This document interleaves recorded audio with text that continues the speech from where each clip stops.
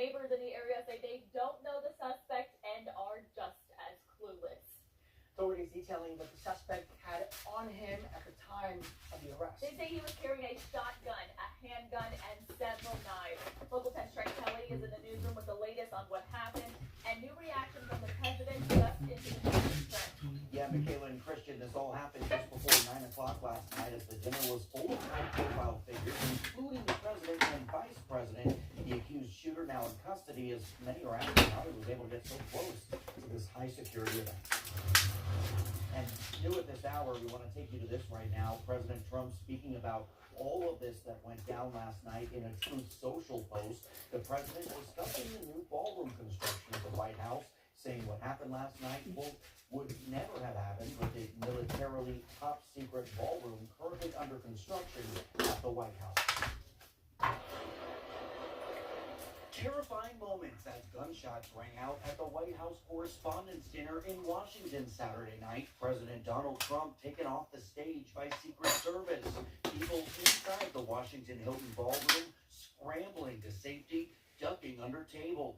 This was an event dedicated to freedom of speech that was supposed to bring together members of both parties with members of the press, and in a certain way it did. The ballroom was packed with the president, first lady, vice president, cabinet members, lawmakers, and journalists when police say a gunman began firing shots outside the ballroom doors. One bullet striking a Secret Service agent's protective gear. Tonight you saw the very worst and the very best of this country. You saw the very worst by the actions of that coward that the president just talked about. But you also saw the very best because you saw law enforcement do exactly what they're supposed to do. CNN's Wolf Blitzer was in the lobby, just feet away from the shooter when he heard the shots being fired. All of a sudden, I start hearing gunshots in the hall right near me. The next thing I knew, a police officer threw me to the ground and was on top of me. Witnesses say they heard what sounded like glass shattering before Secret Service agents rushed in. Very unfortunate moment, scary, no doubt about it. South Florida Republican Congresswoman Maria Elvira Salazar was at the dinner and later posted this video on X. So I started hearing gunshots. I covered the war in El Salvador. I know what gunshots sound like. Immediately I heard the commotion and everyone at my table went under the table. South Florida Democratic Congressman Jared Moskowitz was also at the event. In a post, he said House Majority Leader Steve Scalise grabbed him and took him into a secure room. He too thanked law enforcement and Capitol Police for their quick action. And we know no one was seriously hurt during that incident. So far, a possible motive for the shooting has not been released. President Trump says the Correspondents' Dinner will now be held at a different date sometime within the next month. Meantime, authorities believe the suspect may have been targeting administration officials at the dinner last night. That's according to the Attorney General. He also says a search warrant was executed as well, which included taking the suspect's devices and electronics. He says the suspect later checked into the Hilton there on Friday. And again, we're told no one was seriously hurt during that incident. For now, that is the very latest live here. So Simon's already eaten one can, and that's the second can. He's on the second half of the second can since around 4 o'clock this morning, 3:30, somewhere in there. And now he looks to be very thirsty. Hopefully that's good. Hopefully that's good. I'd rather drink than be dehydrated, but hopefully that's what's going on, make him extra thirsty, because he's had a lot of fluids already with the food I give him. I put water in it even. He's still drinking.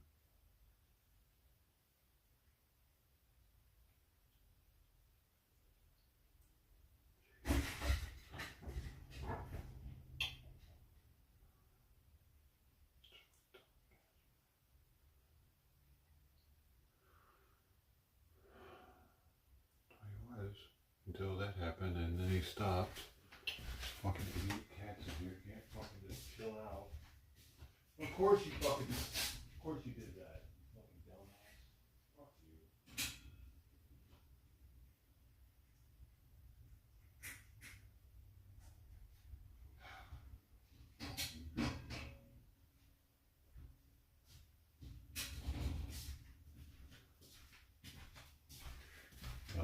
fan broken.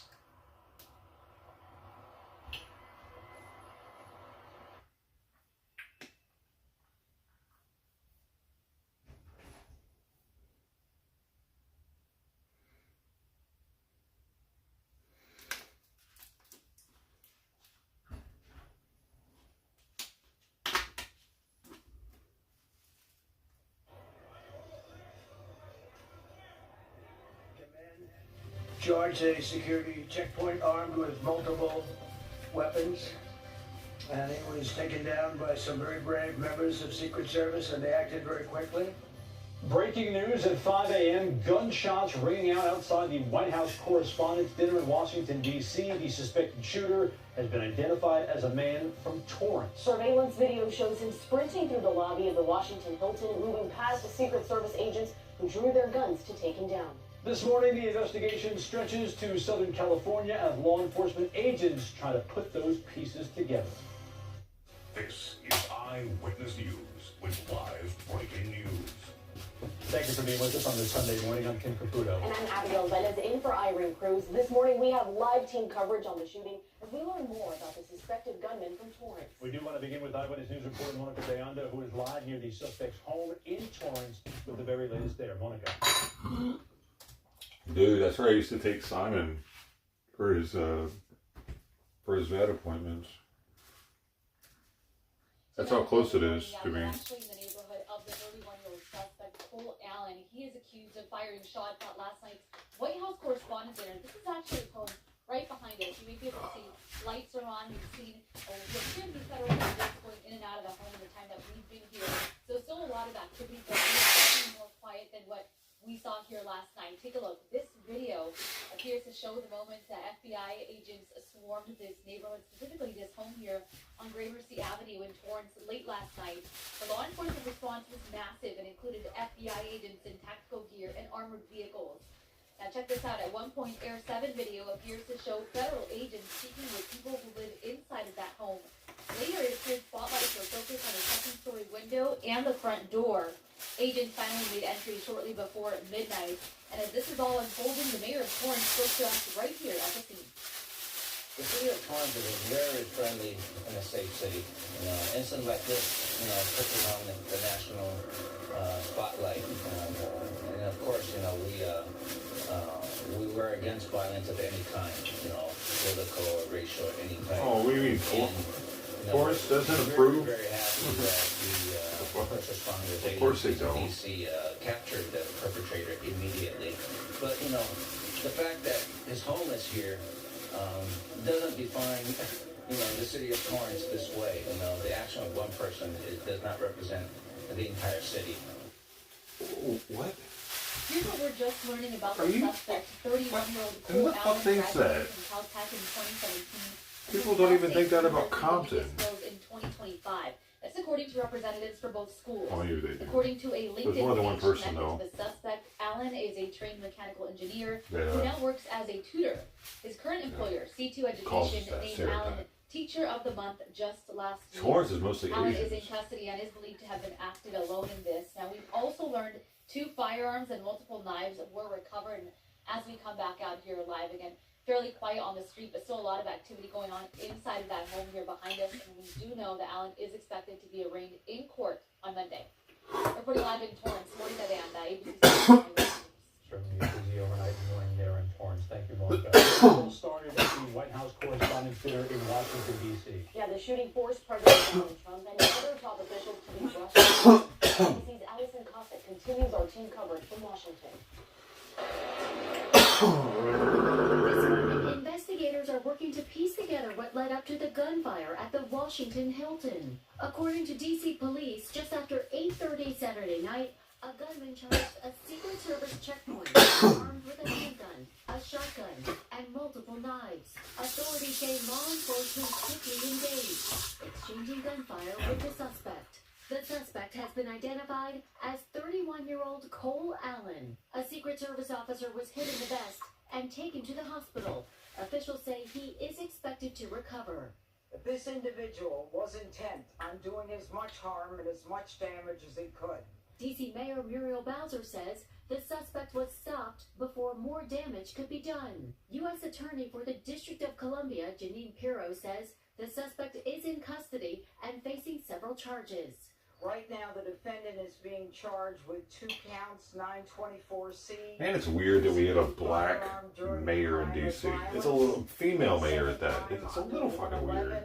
Which is assault on a federal It officer. reminds me of the UN lady we used to have. Like Law it's enforcement sources tell ABC News searches tied to pretty the suspect DEI-ish. are now underway in both Southern California and Washington, D.C. But Investigators DC have is mostly recovered black the people. suspect's phone and other devices That's weird too, though. and are working to obtain warrants Isn't to examine them. Preliminary information indicates the suspect traveled Isn't that from fucking Los weird that our Angeles to capital is Chicago mostly black and then people? on to Washington A little in the bit. days leading up to the incident. I don't Authorities fucking say like they it. are now reconstructing his movements and contacts before he arrived. Am I the only one that doesn't? downtown. Officials say the suspect suffered a knee injury during the takedown and is expected to recover. Inside the ballroom, Seems like a witnesses conflict at of the White interest House travel or pool something. describe hearing loud bangs as Secret Service agents quickly evacuated the president, First Lady, Vice President, Am I the and only other one senior that think that's officials. having Allison that? Cossack, ABC News, New York.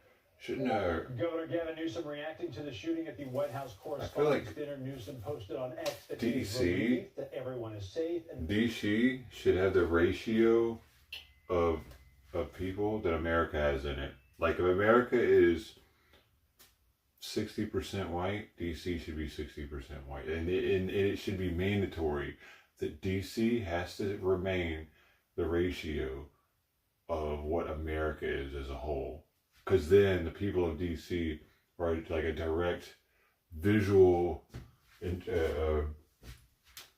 example of what America is, but a more concentrated version of it. That'd be fucking awesome, dude. Because when people come from other countries to visit DC, that's not what most of America's like. It's not like most of America isn't mostly black. So if that's the only place they come to vacation is Washington D.C. because they want to see what America is like, because that's the capital.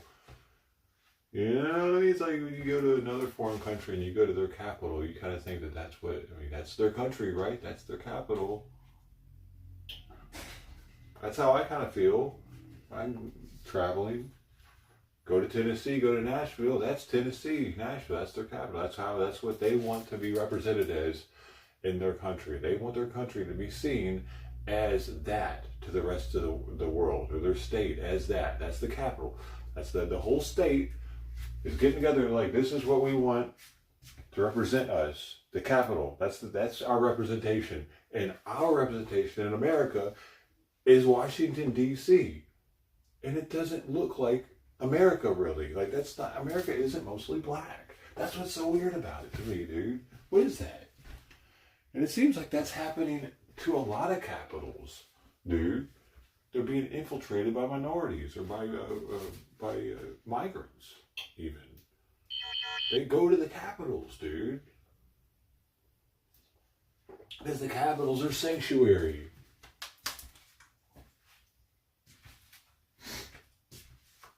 It's here too. Like I mean,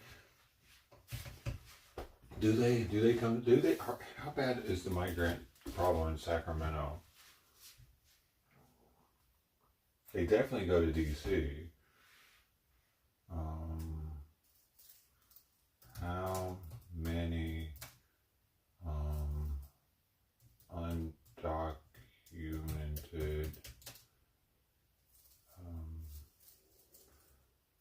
people in Sacramento? 83,000. 4% of the region's population. That's kind of high.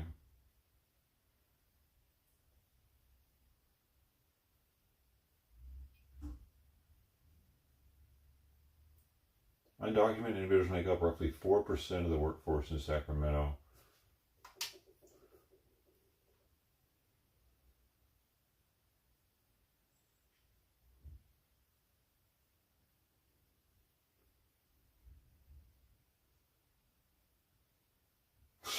One in 11 children in Sacramento have at least one undocumented parent. Bro, 74% of children with an undocumented parent in this region are U.S. citizens.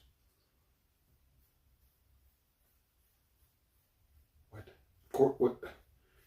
If they're born here, they're going to be a U.S. citizen. So one in 11 children in Sacramento have at least one undocumented parent.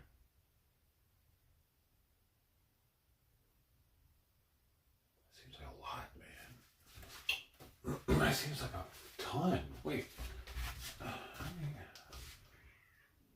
How, what ratio of children in LA County have at least one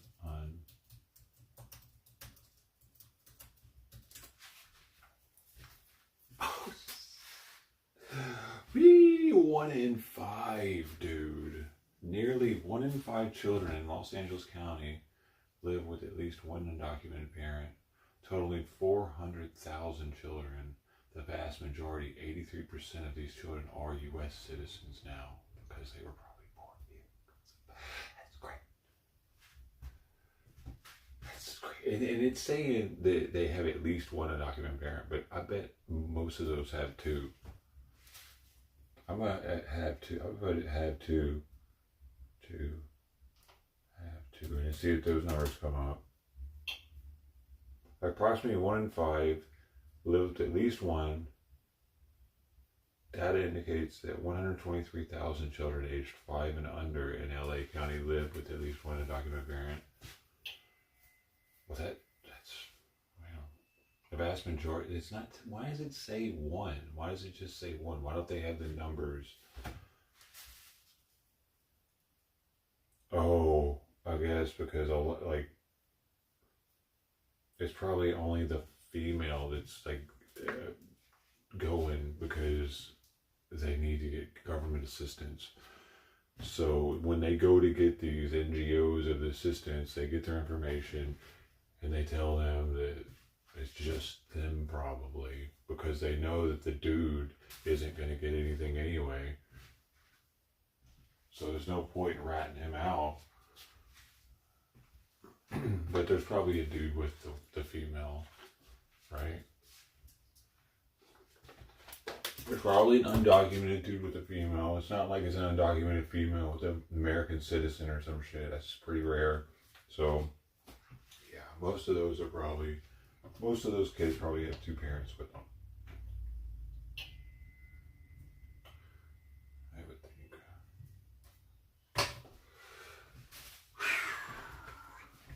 Time to get out of here, dude. It's about that time.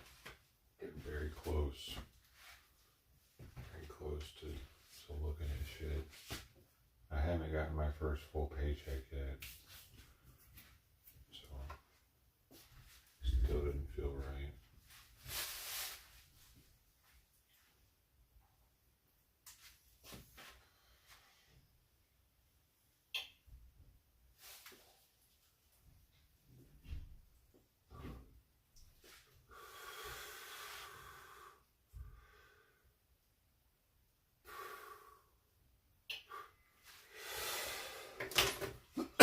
Yep. Just around the corner though. Might actually have a washer and dryer soon. Well, within the next year, 6 months, that'd be cool.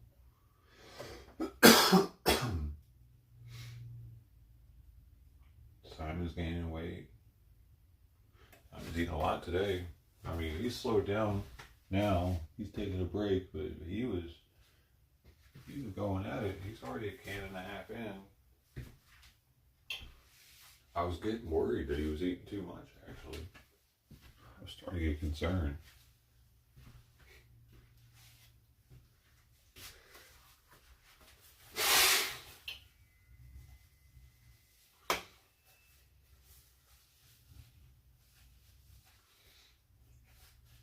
I don't want to make him fat.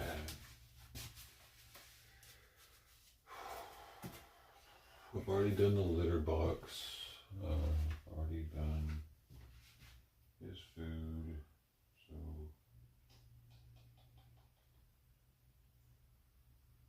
it's kind of chilling now. Waiting till it's time for them to eat.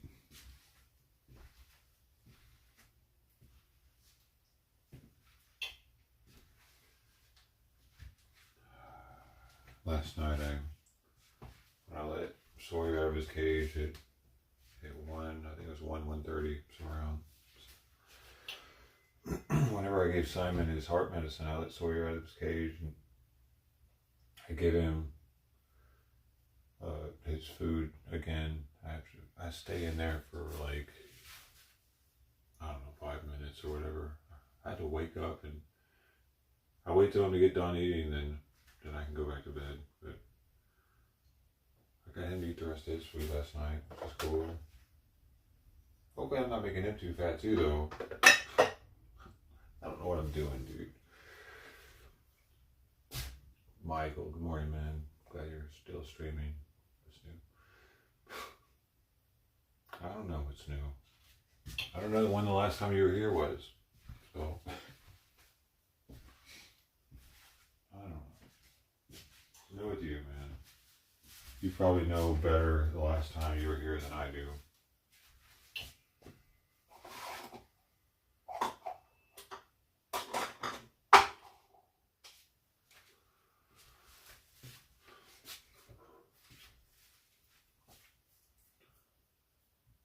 And quote, a free press is foundational to our country. Violence is never acceptable. ABC News senior political correspondent Rachel Scott was in the ballroom when the gunshots rang out.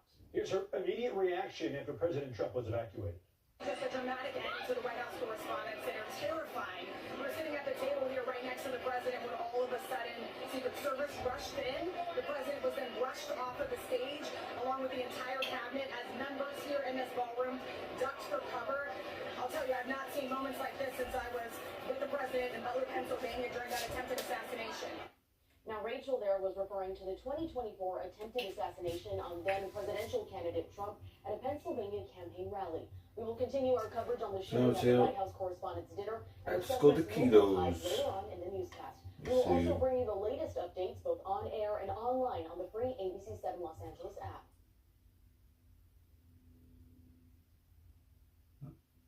What do you mean? Oh, you have a different channel than this one, you're saying? Than the one you were talking from?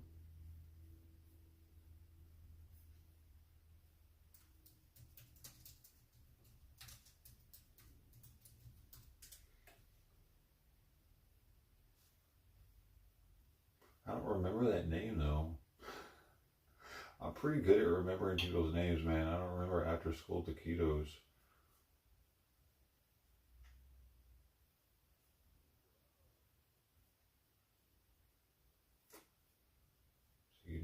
too.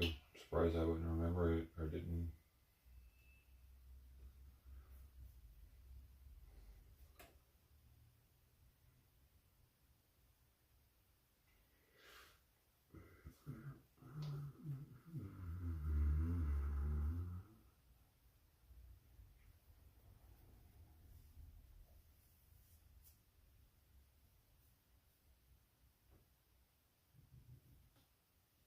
Dude, why isn't there more information on this guy yet? Where the sleuths at?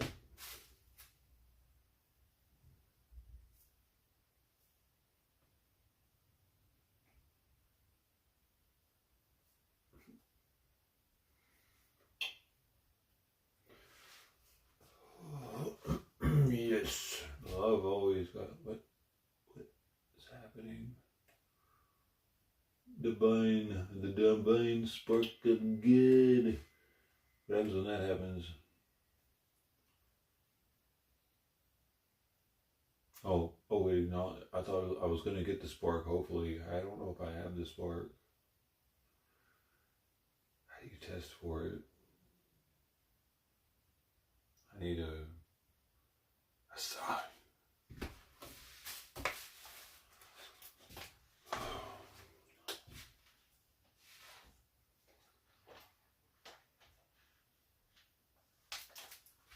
Gotta go to Costco today too. That's enough to make someone want to cry, isn't it? Costco on a Sunday, baby.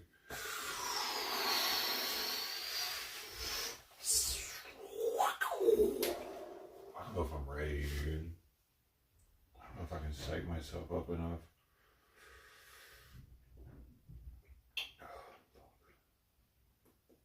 I'm out of water though, so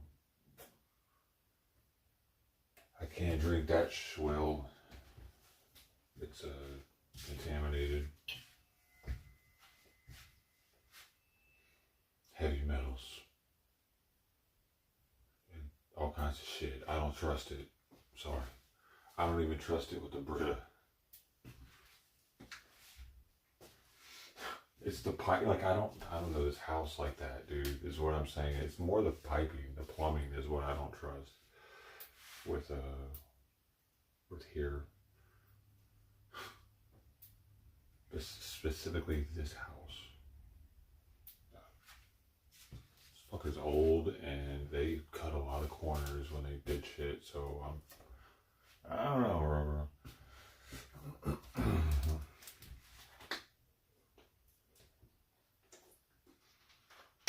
if this were new construction, maybe I'd be a little more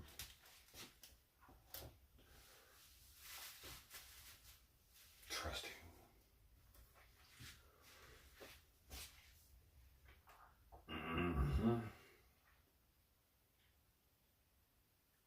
No weapon formed against your house will prosper.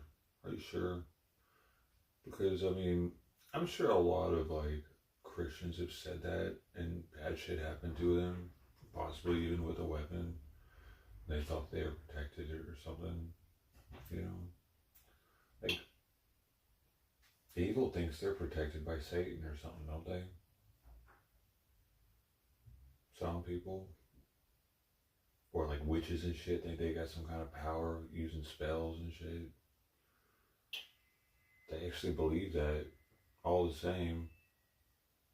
It doesn't do shit though, does it? Just believe in it. Well, I mean, I believe in the power of the subconscious mind, and I also believe that that's what a lot of Christians do when they have this strong belief in something. They're actually believing in themselves more than they are some hocus pocus man in the sky. It's just they have to believe in something. So a lot of people don't believe in shit. Right, yeah. The Power of the Subconscious Mind is it's a book. It kind of aligns with the teachings of Earl Nightingale, but it's a Christian science, actually. Like that's why prayer works, because prayer, you can do the same type shit without without actually praying. It's like doing mantras before going to sleep, and it'll get your subconscious mind to work on things while you're resting, because it never goes to sleep. That's what prayer does. It gets. That's why people do it right before going to sleep. That's one of the reasons, because it's like training their brain to think about certain things as they're falling asleep, so that it thinks about them the whole time and comes up with problem solving. And it definitely works. Like, you can use it with telling your brain what time to wake up in the morning. If you do the mantra correctly and you go to sleep right after that, you'll wake up when you told your brain to tell you to wake up. And it's the same premise. It has nothing to do with I don't know, some man in the sky looking down on you and listening to your prayer, though. It's inside of you. First thing in the morning, yeah, I mean, that too. You get your mind on a track. That way you don't start the morning all over the place. It starts your morning with your subconscious mind being on track with something. So, it really boils down to that, though. And Muslims do it like 5 times a day because they need a lot of fucking help staying on track, apparently.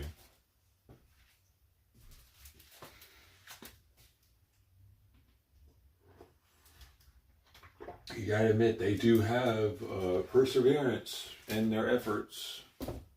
Terrorism, maybe it has something to do with the 5 times praying and staying on track. For what little money and technology they have, they've really done a lot of damage in the world. Some of the most. But is it because their God is helping them, or is it because they're staying on track with their constant praying, which is just honing their subconscious mind to all be on the same page?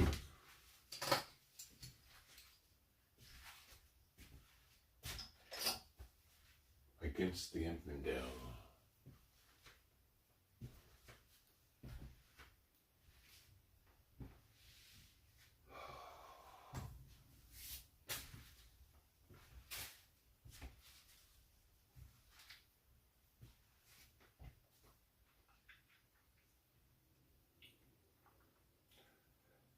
I cracked the code, you know.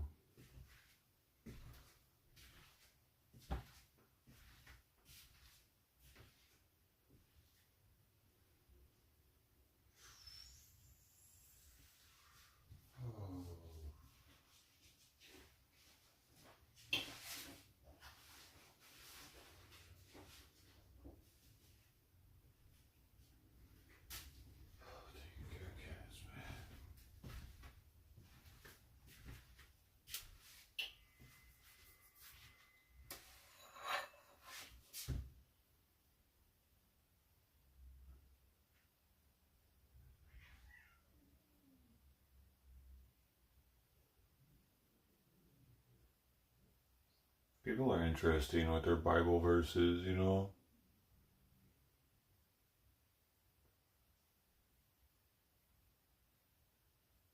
Like that one right there.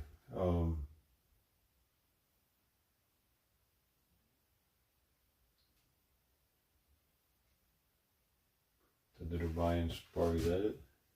Is some shit? I don't even know. I don't know, the divine spark of God, baby.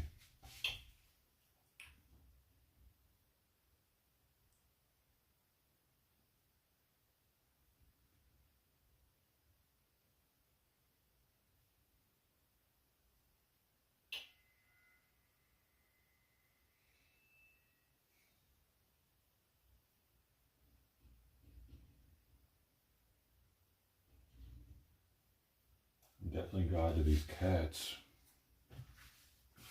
To the cats. I wish I could make him stop doing that, though. I really do. Sawyer has been a pain in the ass.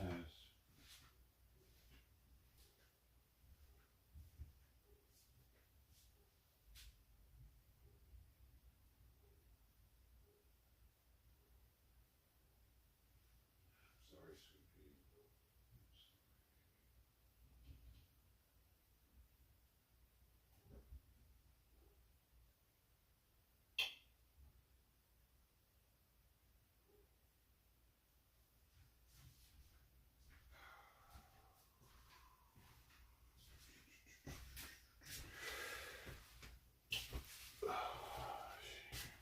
high strung because of him.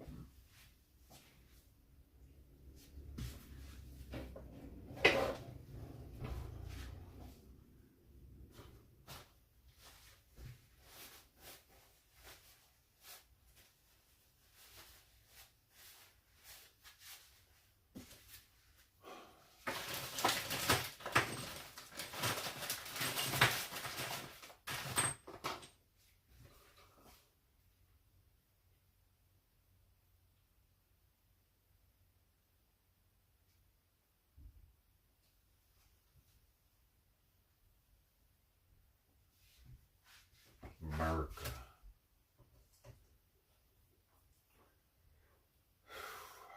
I don't recognize that lady either. The Divine Spirit lady. Am I in some sort of like suicide prevention recommendation profile right now? Is that why I'm getting like, I put dead in my title and now I'm getting people that are coming through like, hey man, God loves you.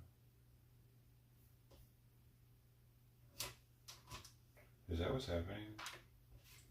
Did I get put in the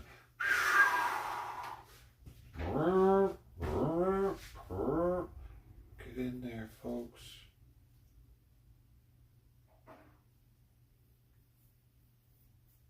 Get in there. Everyone, hope you're well. We've got a first look at the new trial system and a new skin that will be unlockable for trial season 4. But first, we've got this to talk about. A trailer, or a little bit of a teaser from Gaunt RPG. So Arc Raiders teamed up with Gaunt RPG. He said, I got early access to the new Arc Raiders Ribbonized map, and I did a photo shoot with the devs. The map is so sick, and this is easily one of the coolest opportunities I've ever had. Already seen this. Is really cool. We actually get, so let's take a look. We're seeing that part. Little. So no idea what that was all about at the end, but that's our first little. Real I think we might be able to fly something, dude. Listen, at the end here, listen to this.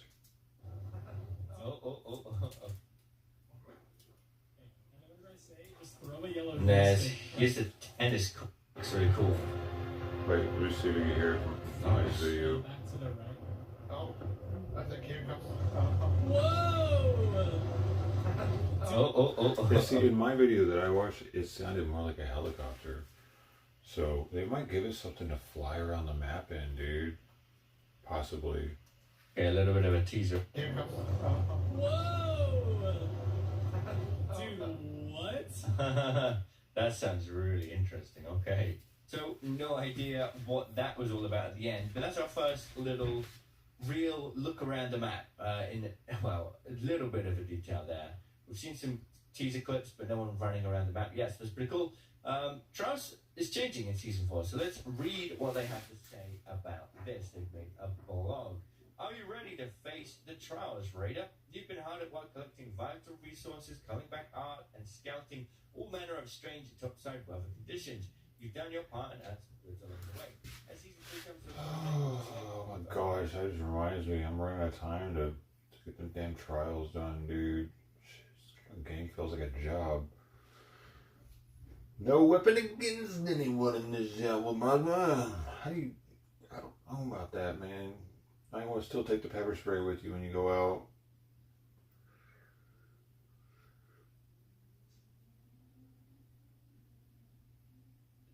You just called it? Wait, I didn't even see you were saying anything. This shit was lagging.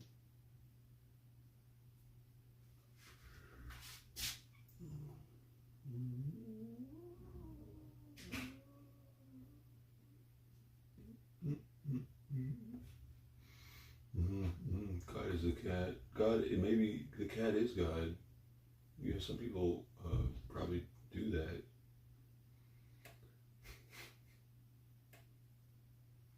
Some people probably do that. Maybe I do that. Is that what I do? Simon, I worship you. Itchy. Oh, dude. I keep getting eaten up by these mosquitoes, bro. Mosquitoes are sent here by Satan.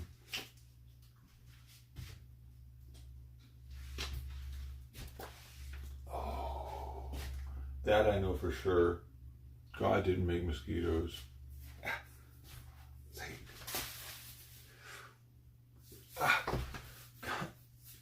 Don't think about it. Just don't think about how it itches, and it doesn't itch as much.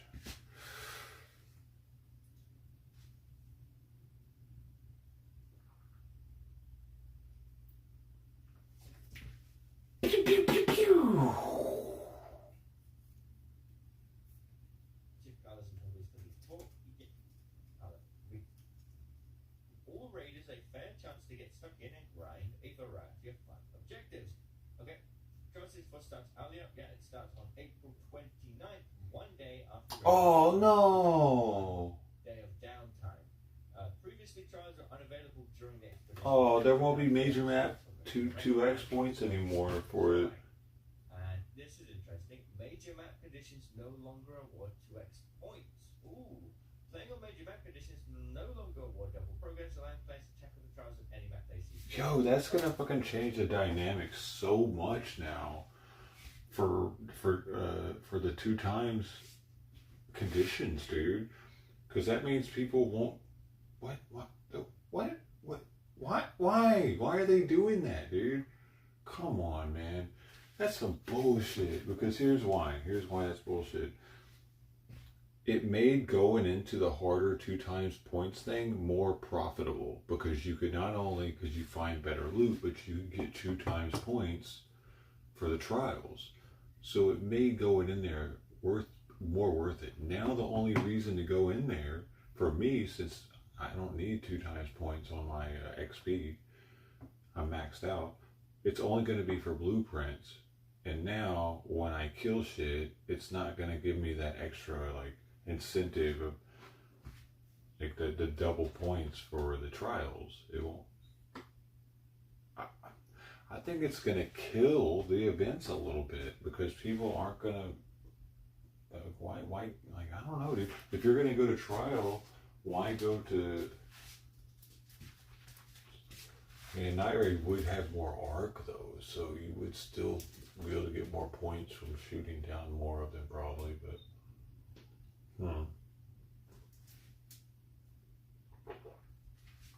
interesting, dude. Why do games gotta be doing shit like this? You know what I mean?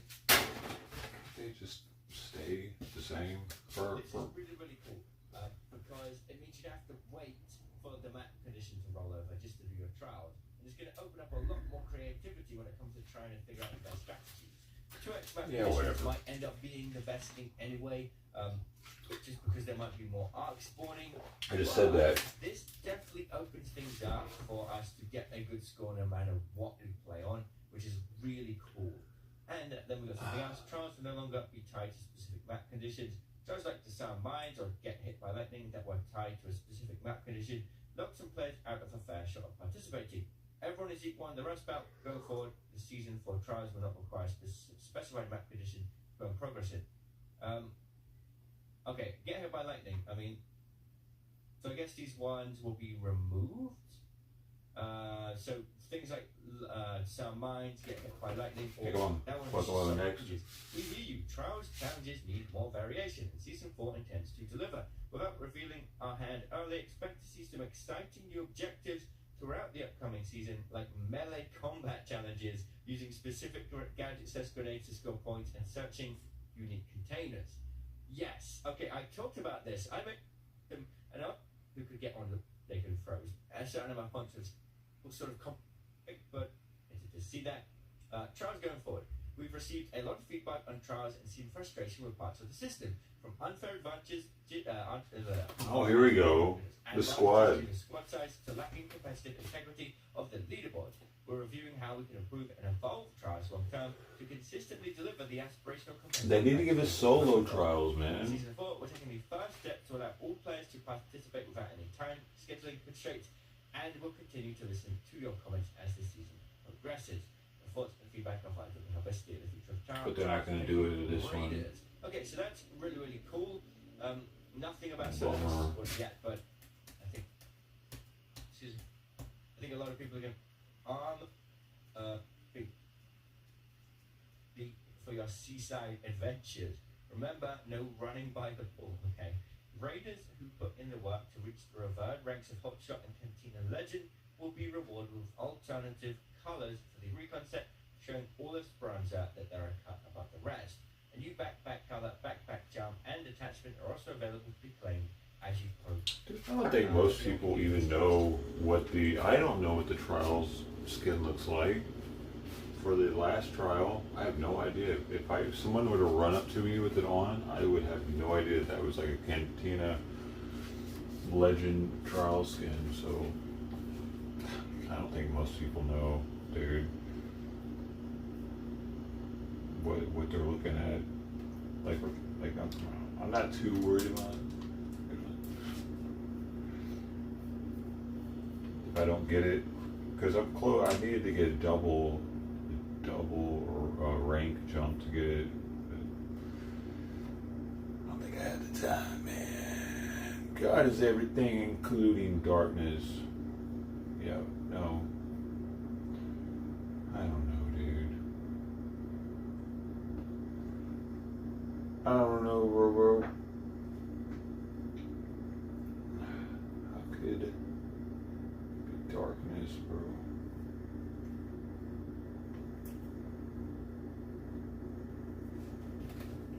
Is God antimatter also?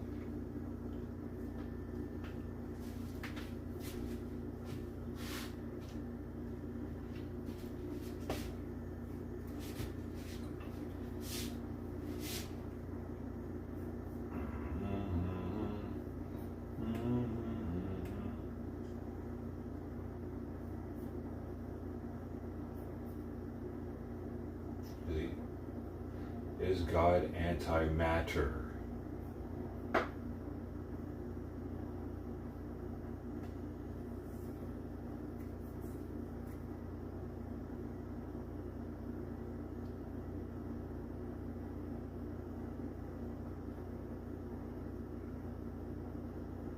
Is God your dadder?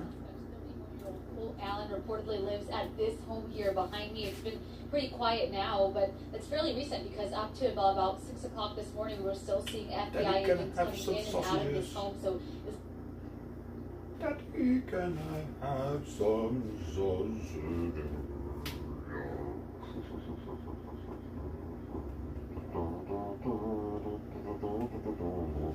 Celebrating Armenian Heritage Month in LA. Aren't they the ones that were scamming us? Well, the scamming Heritage Month, baby.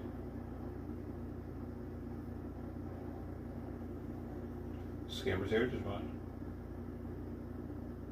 I remember I got my brakes done once in LA, long time ago, man. I forget. I was at the time. I think I was in my 20s. 27 or something. I got my brakes done somewhere in downtown LA, near downtown, but I lived in Long Beach at the time. But I went down there to specifically to get my brakes done, apparently, because it was super cheap, cash, and it was an Armenian dude. But you know they weren't paying taxes on that shit. I wonder how many tax jobs they were doing, or tax-free like cash jobs they were doing. I specifically remember them being Armenian, dude. They were definitely Armenian, and that's 20 years ago.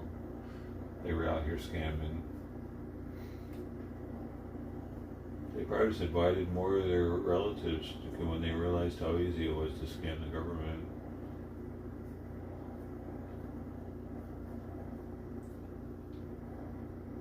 I bet the Armenian numbers went up in the past 20 years for sure. Let's see. Armenian population in LA County over the last 2 decades. Wait a minute.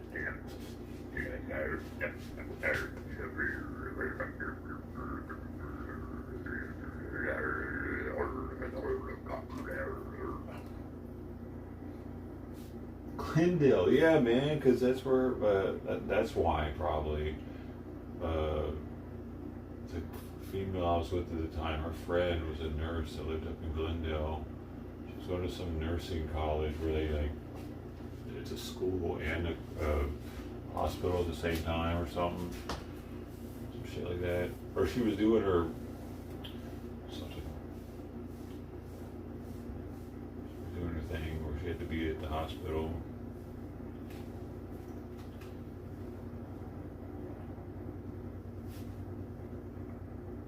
30% of the residents in Glendale were already Armenian by 2000.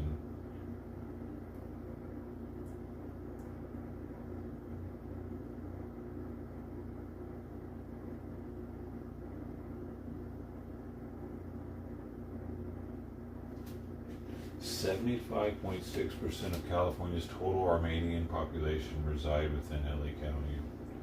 Man, that's tricky. And there's some rich areas too. Hollywood and East Hollywood, significant residential and cultural areas for the diaspora. Burbank shows a high concentration of residents with Armenian ancestry. These are not cheap areas to live.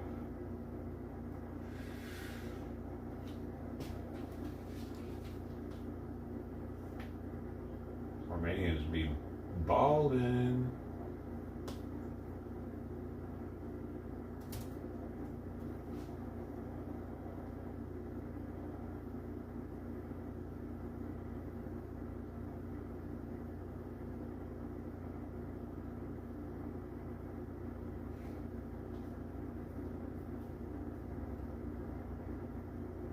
It's baby skunk season. That's what it says for LA.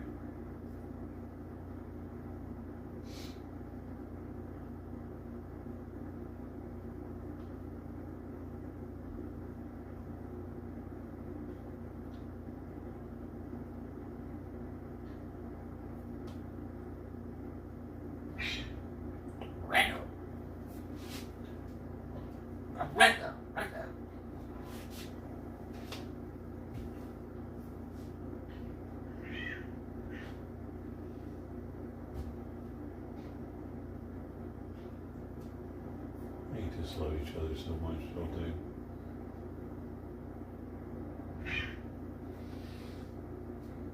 They're so sweet to each other. Just cuddle buddies. Dude, I gotta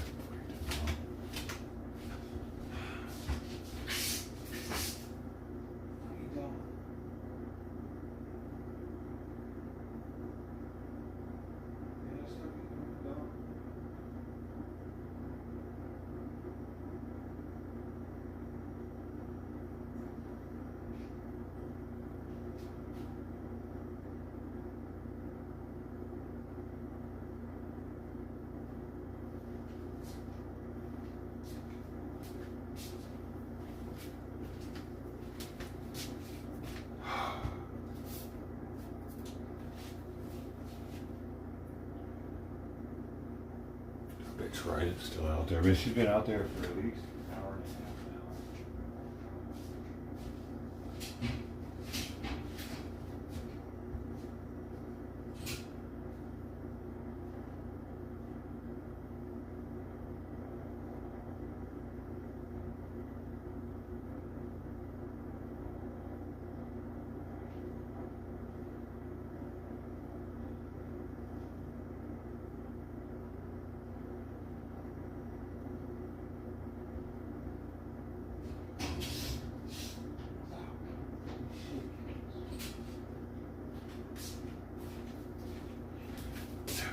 Trident and Shiloh are out front. I really wish they would stop showing up, bro.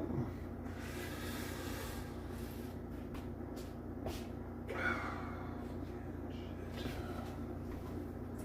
I like them not showing up.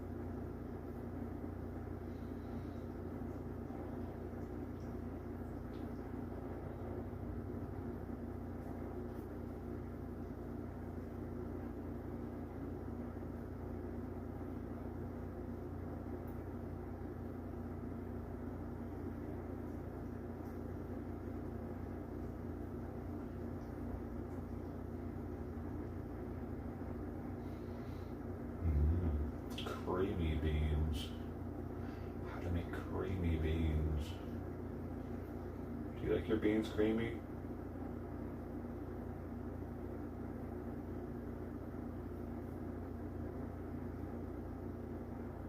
Have you ever wanted a loadout that could automatically give you an advantage against rats, even if they get the jump on you? A real chance to recover? Or if you simply wanted a tank that can withstand more damage than most? Something to prepare you for anything from raiders to arc?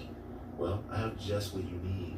What I've realized in this game is that vitality is very important. If an enemy raider or arc puts you in a vulnerable situation, it's extremely difficult to recover your health. The enemy are relentless, and once they smell blood, they move in for the kill. So how do we prepare for situations like this? Furthermore, how do we position ourselves to have the upper hand 90% of the time? Because when using a heavy shield, or even medium shield for that matter, you'll most times than not have an opportunity to withstand more shots, effectively giving you the kill in most exchanges.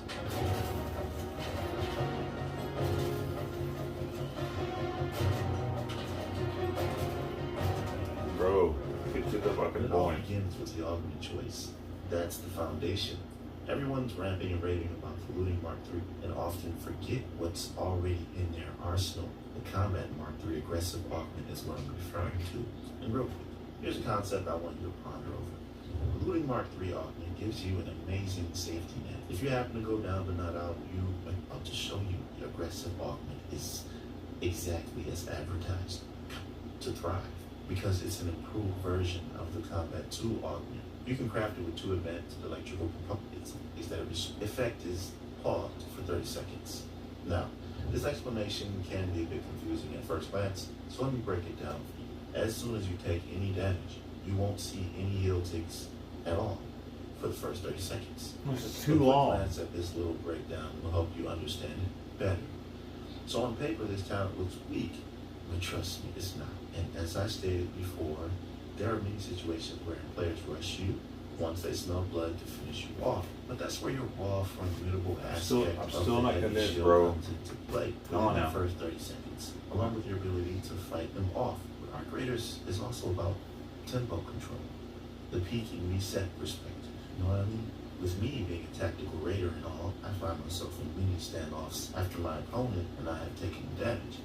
During this time, they don't know you're regenerating. On the contrary, they assume you're burning meds, all the while they hesitate or overextend. Overall, this gives you the tempo control and allows you to manage the situation more effectively. I'm still not a fan. That's how there's a mind. I could just easily use a med that fast, so that's a... And it works even better against the arc because they don't apply constant chip damage the way players do. So you can passively heal while strategically taking them out. And PvE means player versus environment, so this also applies to passively taking damage, like accidentally falling from a higher distance than anticipated while traveling to a landmark. As you get closer to your destination, you begin to passively heal without burning bandages. This augment also has a pleasantly surprising inventory size with 18 slots and 2 grenade slots, which means you can arm yourself with 2 stacks of separate grenade types. You'll feel like Rambo using this, man. It only has 1 safe pocket though, which is why I don't usually recommend bringing a snap hook with you. Save that pocket for specified loot. Hey, if you're enjoying breakdowns like this and the way I approach Arc Raiders, make sure you like the video. Also consider subscribing if you're new. I have more guides. Still not convinced, bro. Like this all on my channel and coming. Okay, now I do recommend using a heavy shield with this, but sometimes I use a medium shield and still benefit from the augment's perk. And here's how I set up my loadout. I use a level 4 Toro primarily. The other weapon is your choice, but bear in mind, this is a close quarters playstyle, so the Stitcher 4 is nice to use as a secondary. And I usually bring at least 10 shield rechargers, 5 herbal bandages with the Vita spray, and finally 5 stems, plus defibs if I'm in a squad. To top things off, Got a weird setup. 3 grenades, 3 heavy fuses. You got a really weird setup. 3 explosive mines. The tank can save you in many cases. This then allows for counterplay, and if you utilize these tactics well, it will elevate your skill level tenfold. Oh yes, and before I forget, there are a few skills you must take with you in order to make using heavier shields more manageable. On the conditioning tree, make sure you unlock use to the wind. Done. It's pretty early on. And what it does is, reduces the weight penalty of heavy I agree. medium That's shields. 2.5. Medium shields have a 5% movement speed penalty, and heavy shields are at 15%. So you definitely want 5 points into that skill. And as I end this, I've noticed that there are very many augments that I am desiring to use. One of them I just found out about that has an integrated shield recharger. That's pretty insane. I have I'm that definitely one, gonna but cover that I don't really. one of my upcoming videos. But charger, I don't know. that's it's- pretty insane. I'm definitely gonna. It has a cooldown of 120 seconds, though. That's the like I don't ever really find myself wanting to use that one because the 2 minutes is actually a pretty fucking long time to not get hit again. If you're in a battle with somebody, especially if all they have to have is a pharaoh and hit you again, and there goes your shield again, and you got to pop another one. And you're gonna want to use one of those, at least I do, if I'm in a battle, because then it doesn't have to gradually boost up. Because if you get a hit again while it's boosting up, then it fucking stops it from reboot charging. But with that, since it does it instantly, it can't be stopped. The bigger one, the shield recharger. Yo, bro, cover that. I'm a big fan of the fucking Ludi Mark II, dude. Upcoming videos. But what augments do you like using? Tell me your overall thoughts below, and that'll do it for this one. It's cheap as fuck, and it comes with a lot of.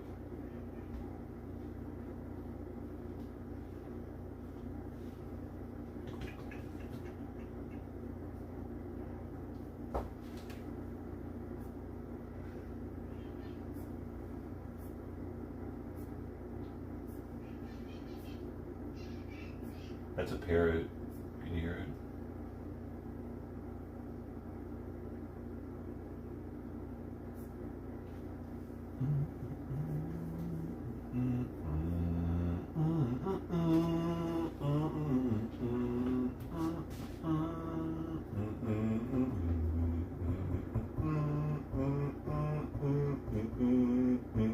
More details emerge.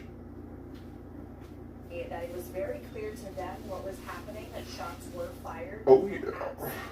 They're up on the stage and they not Break it down for what me. was happening. We know President Trump was safely evacuated from the correspondence dinner. Neither he nor anyone from his administration were hurt. And today, Acting Attorney General Todd Blanche said investigators believe the man was targeting officials from the administration. President Trump spoke from the White House late last night. This was an event dedicated to freedom of speech. That was supposed to bring together members of correspondence dinner is in custody and expected in court tomorrow. What's the new stuff on it, though? Police chief says the alleged shooter, 31-year-old Cole Allen, was a guest at the Washington Hilton Hotel where the dinner was held. The shooting happened upstairs somewhat from the ballroom. It is my understanding from people inside that you go down a set of escalators, then there are magnetometers and metal detectors, then you go down a short staircase into the ballroom. Outside the magnetometers is where the incident unfolded. A Secret Service agent was hit by one of the shots. I feel like and was released Trump's from the Secret hospital Service is early better this than morning at Biden's, this time. bro. Sources tell us he was hit with a buckshot from the suspect's shotgun blast. It's believed he did not take the full brunt of the shot. Secret Service returned gunfire during the ordeal, but the suspect was not hit. We're going to show you the frantic. What the fuck did they hit? What do you mean? Hold up, never mind. They returned fire, but they didn't hit the suspect? How hard is it to hit somebody inside of a building? Dude, I take it back. I think that maybe the Secret Service still sucks a little bit. How did they not shoot it, dude?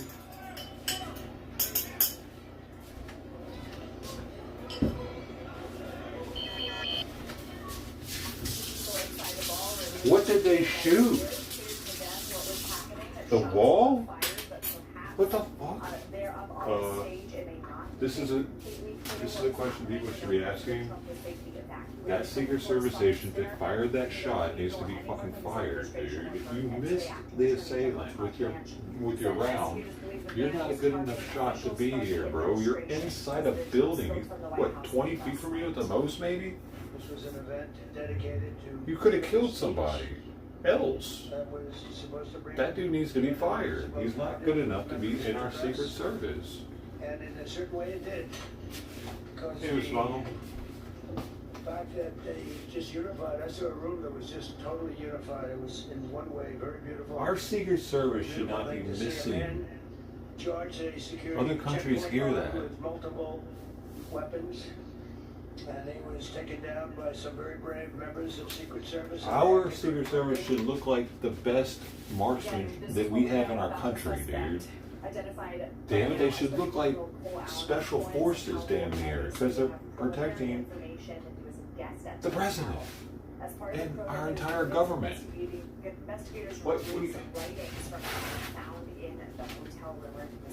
What are we really doing? And I want to know if it was a female Secret Service that shot it. Because if it was, she definitely needs to get fired. What did you see here?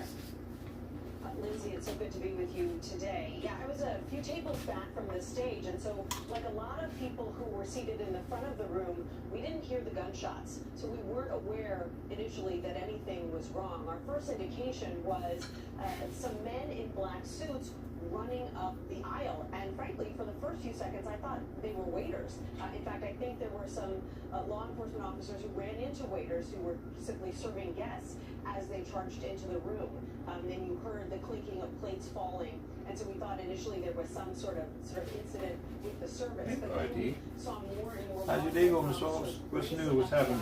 Sometime Sunday. The president, we were told to get down, and that's when everyone got under the tables. I was seated next to Dan Scavino, who is one of the president's longest serving aides. He is the head of the president's personnel office and his wife, and we were all under the table for a couple of minutes together before his security detail found him. They knew where he was sitting and whisked him out, and that's kind of what was taking place all across the ballroom as cabinet members and top White House officials were whisked out by their security details. After a few minutes, when it was clear that we were safe inside the ballroom, we got up and started working, but because the service, the cell service, is so spotty in that room, Lindsay, we were in a situation where we actually had less information inside the ballroom than a lot of people did outside the ballroom, and we sort of all sprung into action reporting on what we knew and what we could see, but it was difficult sometimes to get that information out because that room historically has been such a challenge to get cell service. It's a couple of floors below ground level. In fact, at the start of the dinner, I actually turned my phone to airplane mode because I figured I just wasn't going to be able to get any messages out until after the dinner was over. So I clicked back on, and tried to get messages out as I could. Well, per your original point, our Matt Gutman is reporting there were Secret Service agents posing as wait staff who were in the room. So that also could have been part of that, which may have been unclear at the time. I mean, look, you've been to many of these. Has security teams work at these events? Is it always at this particular ballroom at the Hilton? It has been in this particular ballroom at the Hilton for 50 years or so, and there's a pretty simple reason for that. This is a massive dinner. There were 2,600 guests invited last night. Should make some tea. Oh, tea? What happened?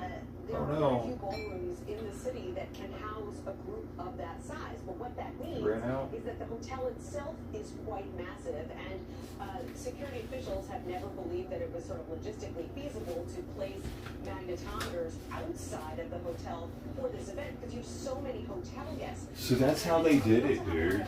Sort of onlookers who come for these events just to kind of gather near the door to see all of I think that's how he. I hypothesized last night in their ball gowns and their that that's why he was able to do it, was because he was a guest there. It seems that that's the case. Because they probably make guests like scan their card to get in the building at least. I bet those rooms are expensive too. And then, of course, in recent years, you've also had protesters gathered outside as well. So there was security outside the hotel, but the actual magnetometers that we all have to pass through every year to get into the ballroom, those are much closer to the ballroom itself. And that's why this individual, who apparently had thought to get a hotel room a couple of days ago so that he could walk in and out of the hotel undetected, that's why he was able to get so close to the ballroom itself.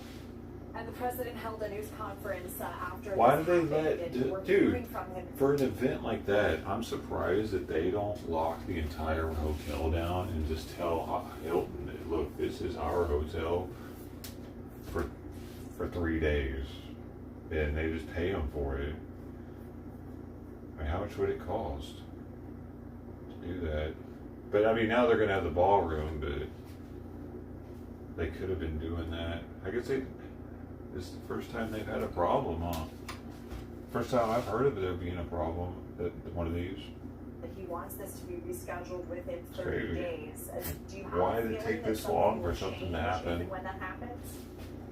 Well, it'll be Happens, interesting to see and when that does happen. It Say it is a again. difficult dinner to recreate. It is a year in the making, and it's unclear what the security situation would have to be to pull that off in such a short time frame. So we'll see if that is actually feasible. But it was notable that the president was so determined to go ahead with this dinner. We know that he stuck around for at least 45 minutes last night. He didn't want to leave because he was really hoping to come back out on stage. Another thing that he said last night was that this is part of the reason that he's building the White House ballroom, which you can't see because the portico behind me is in the way, but it's that construction site is only about 200 yards away. The problem is that even when that ballroom is completed, it is only designed to hold about 1,000 people, and as I said, this dinner typically attracts 2,000 people or more, so it would be difficult to hold this particular dinner Well, that's not in this good. new White House ballroom, even when it is constructed. My last question. Well, that's not good at all, Trump. You didn't mention that I'm part. doing fine. Damn it. I'm doing okay. It's not even gonna be big listen, I enough think for this my family thing. was probably He more was shaken full up of than I shit, was. y'all.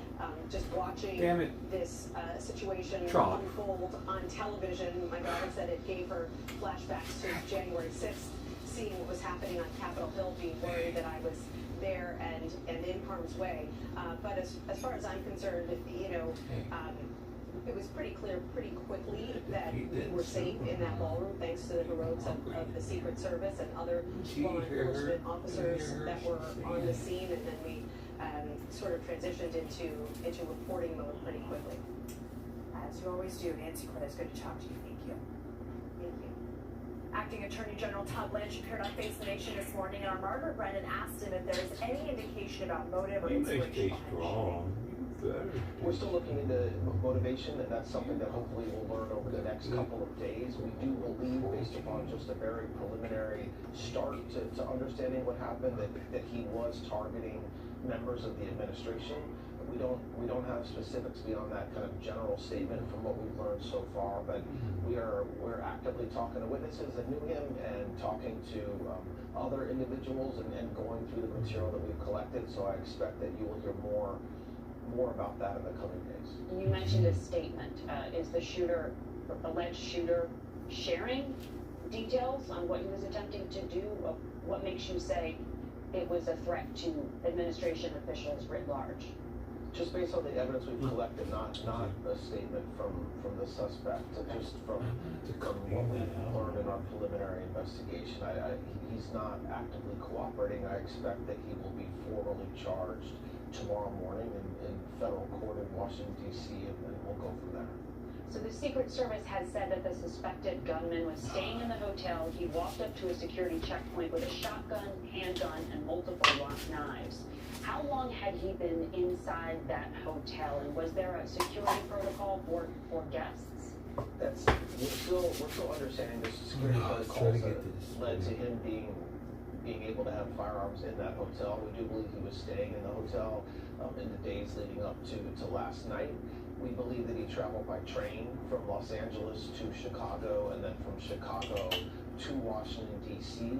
As far as what happened with him coming down and breaching the perimeter, as you've seen from some videos that have already been released, he was apprehended and subdued feet away from breaking the perimeter, so we were all safe inside, and that's a testament to the Secret Service doing their job and the law enforcement doing exactly what we hope and expect them to do at a time. They train for this their entire careers, and many of them never actually see it happen in real time, and it happened last night, and they reacted exactly. To get down in there, buddy. Let's bring in CBS News Homeland Security correspondent Nicole Spangas. And Nicole, I saw the video of you. You don't want any more of that action right now? With the tablecloth around you. It's I mean, that had to be a terrifying moment. What was going through your mind? Right. Yeah, it was absolutely surreal. Unfortunately, in this role as Homeland Security correspondent, I covered a number of Got a bunch of gunk in one of his ears. mass shootings. I've never thought we'd get that close to one, and I will say from where we were seated in the back of the room, I was next to our national security contributor, Sam Vinograd. We really did hear the gunshots. There was no mistake in our mind what we were hearing. It was 4 to 6 gunshots in rapid succession, and immediately it was please get under the table. And there were attendees. Dude, Simon is 10.3 pounds now. Assassination. Who were saying to us, I don't know if he's gaining weight too fast now. Honestly, it's a little concerning. He's gaining weight fast, dude.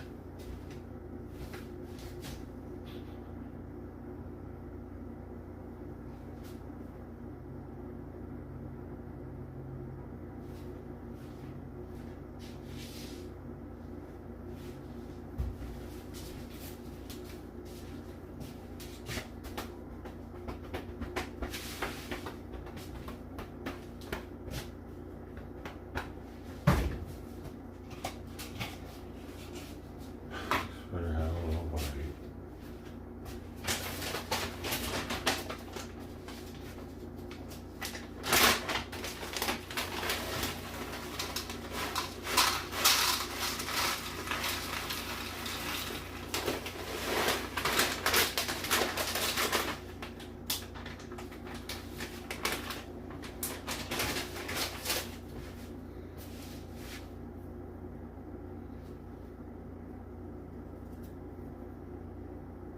So, do you have your driver's license, registration, proof, insurance? Yeah, I apologize, sir. I'm doing a test drive right now for the customer. I'm so sorry about that. I'm on my job. I'm sorry, bro. Here's my information right here.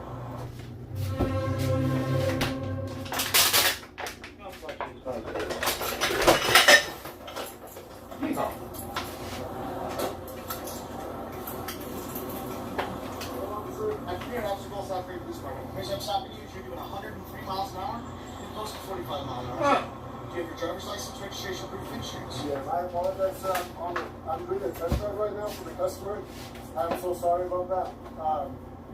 I'm on my job. I'm sorry, bro. Here's my information right here. Dude. And then let me see the company's number for the company's insurance.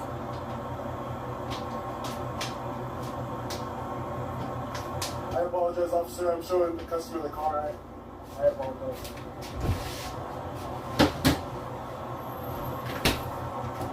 Jeez, what a dumbass. You should let the customer do that. Why would he be the driver of it? What a fucking dumbass.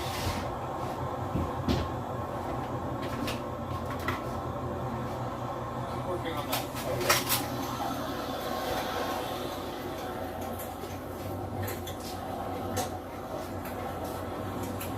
A Mustang. It's a company, so I'm trying to look through my photos right now. I'm sorry. I'll call them if I have to. I just don't have the photo. I tell you what, Mr. Guy, I'm going to step out of the car. Okay. So right now you're under arrest for reckless driving. Really? Yeah. I apologize, sir. I don't care. Get out of the car. You're under arrest. Can I call my boss to let him know? In a little bit, but not right this moment, no. I apologize. Stand right here. Sorry, sir. Turn around, face that direction, put your hands behind your back.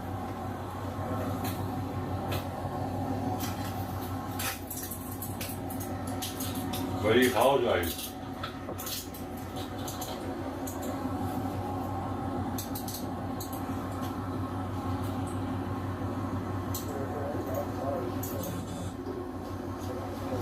separate your feet. That's what you can do. Do you have anything sharp I can put? Make sure they separate your feet. Wider, a little bit wider in shoulder. There you go. Okay, so.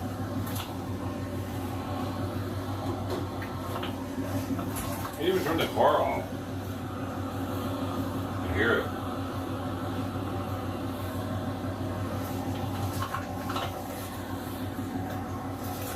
Oh, it's a lie. Maybe it's not. He did it for the passenger.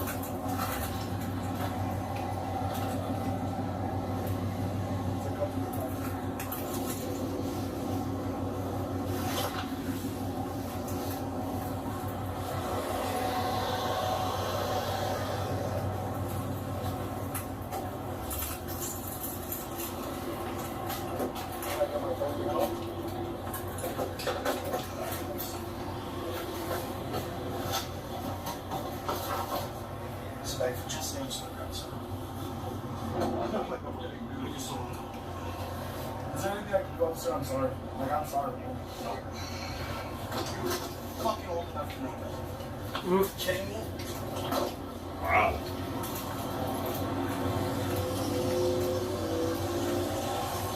Howdy, Burner. So the car's gonna get towed. So, how old are you? Alright, so good ride, walk it. See you, you're free to go. Not to be home or anything at this point. Alright. Yeah, good luck.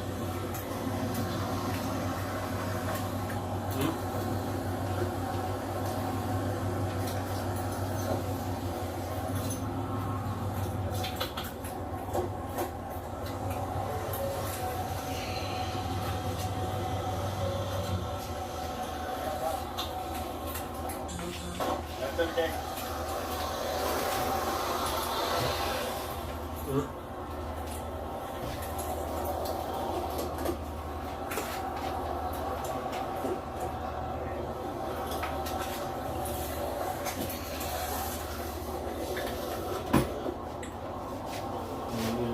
Where are we?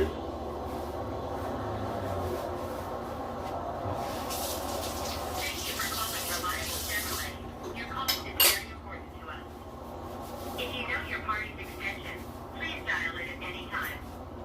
For new car sales, press 1. For pre-owned sales, press 2. For finance, press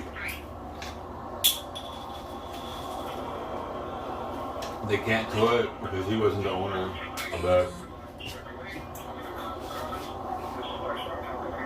Hey Sean, my name is Officer He Colson. wanted to tow it. Is there a sales manager or somebody It's a 302. about one of your vehicles?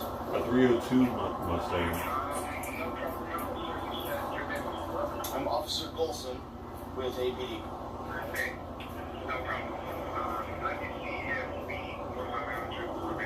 Thank you.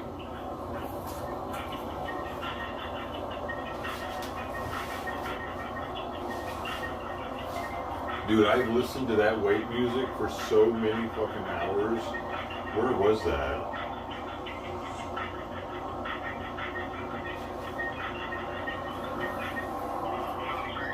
Yep. Thank you.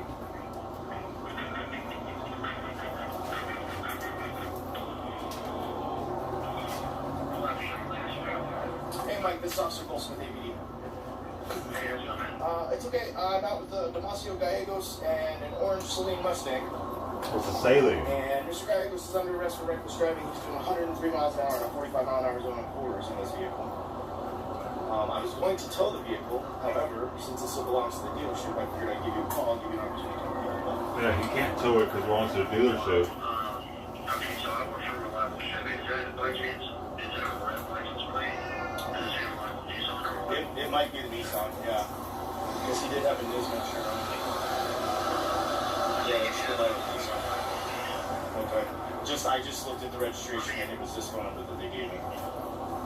No, I got you. Let me do this. Is this?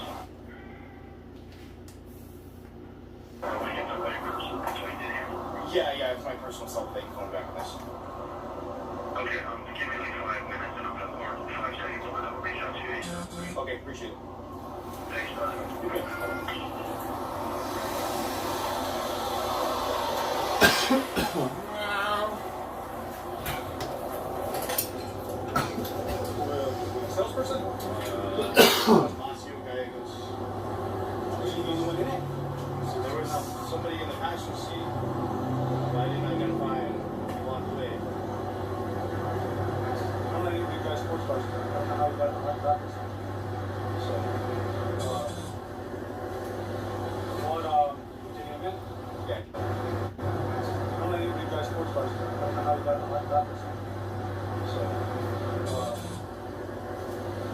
He says he doesn't let anybody drive sports cars.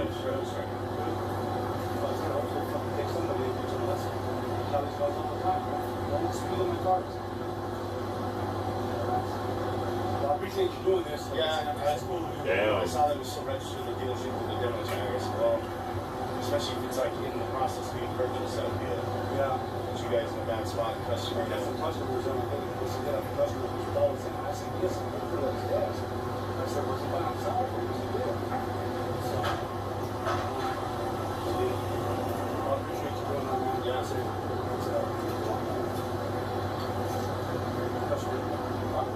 No, there was somebody who was in there. I told him I said, you call him to ride or go. Oh, really? Okay. So, I mean, the guy looked really young. He was like, he almost like a little kid. Yeah, he said he was test driving it for a customer. I was a customer and I found out somebody was driving a car like that I was supposed to be buying. He's got 103 hours. So, he's gonna have to deal with that now, but I figured I'd at least give you guys up to get more back. Especially if it's in transaction. Yeah, no, that's good. That's a solid, I appreciate it. Yeah, no, what about him? So he's going to jail. So, I just let him know how you guys remember. You guys can handle it. Appreciate it. Thank you. You guys have a good day. Thank you.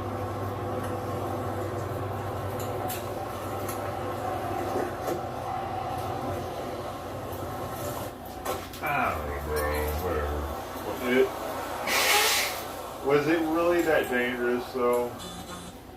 I'd like to see where it happened at.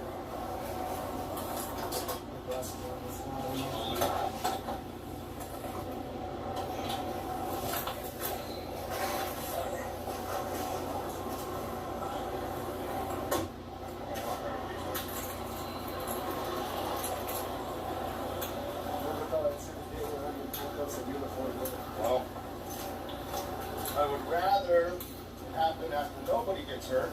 You know what I mean? Use it as a learning lesson and move on. As opposed to me having to charge you with gray bodily harm by vehicle or combat by vehicle. So, is that I do a lot. I just run with bitches.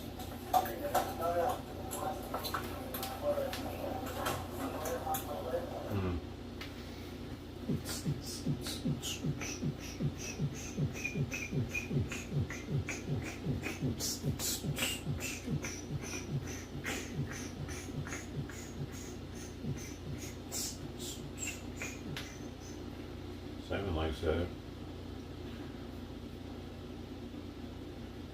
He's flicking my foot this tail when I do that. Oh, time to feed the kitties, time to give Simon medication, time to fucking do stuff. See, did it again. He flicked me again.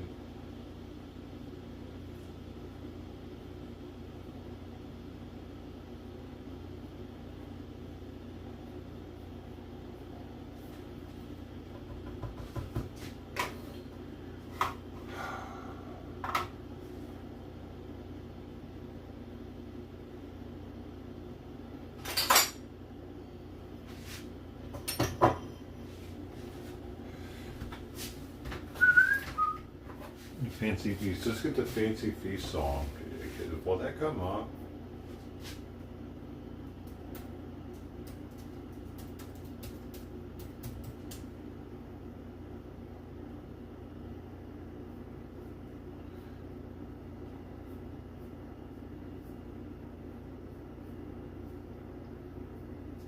They're all so short. Fancy Feast commercials are all very short.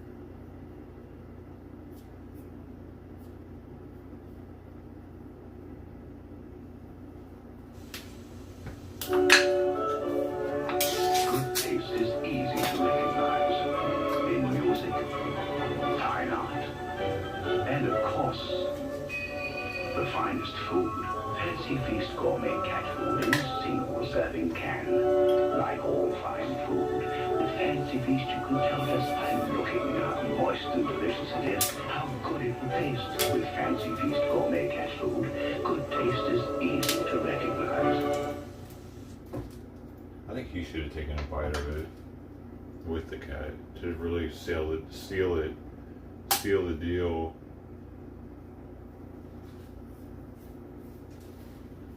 When your cat's appetite alarm rings, you can't always answer. So leave them Little Friskies dry cat food. Little Friskies will feed them for you.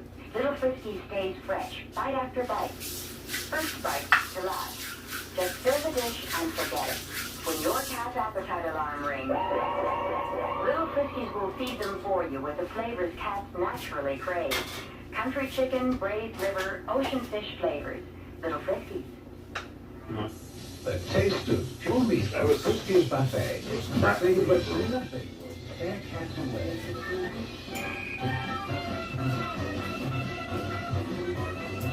No cereal killers.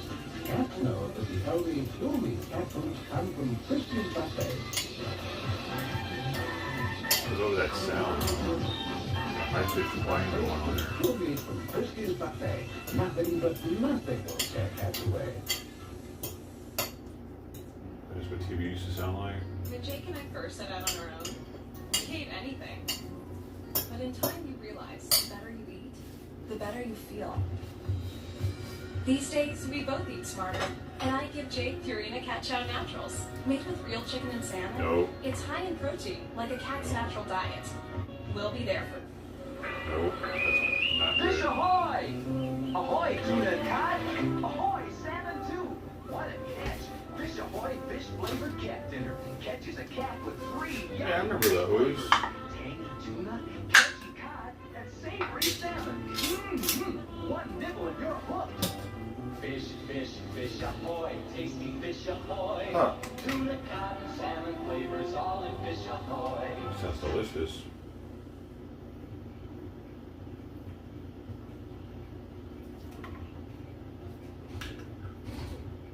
Some of the commercials are really quiet. Whoever made this video kind of sucks. They're 47,000 subs. They could have normalized the audio throughout the video. How long ago was this made? 11 years? I mean, I think that ability existed back then with Premiere. Adobe Premiere.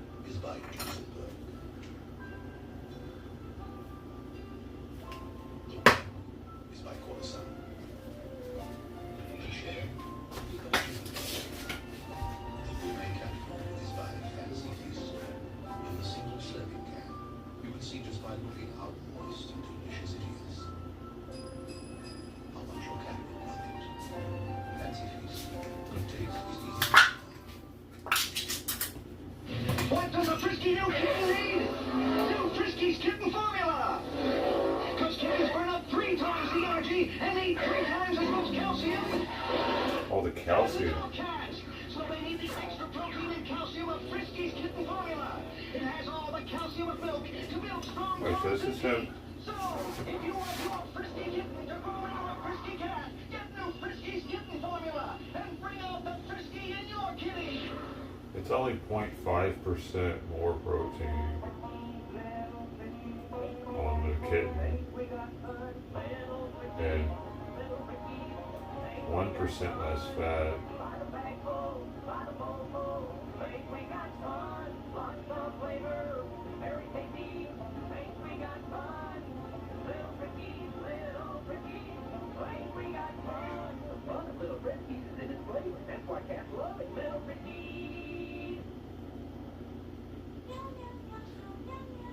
I didn't even see calcium on the minerals list. Weird.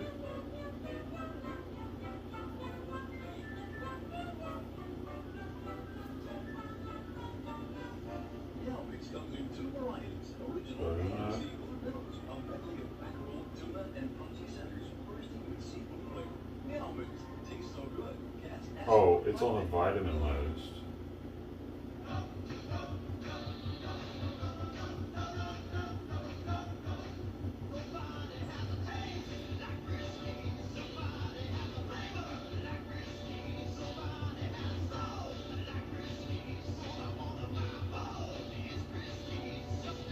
There does seem to be a longer vitamin lettuce still on the kitten one than the adult one.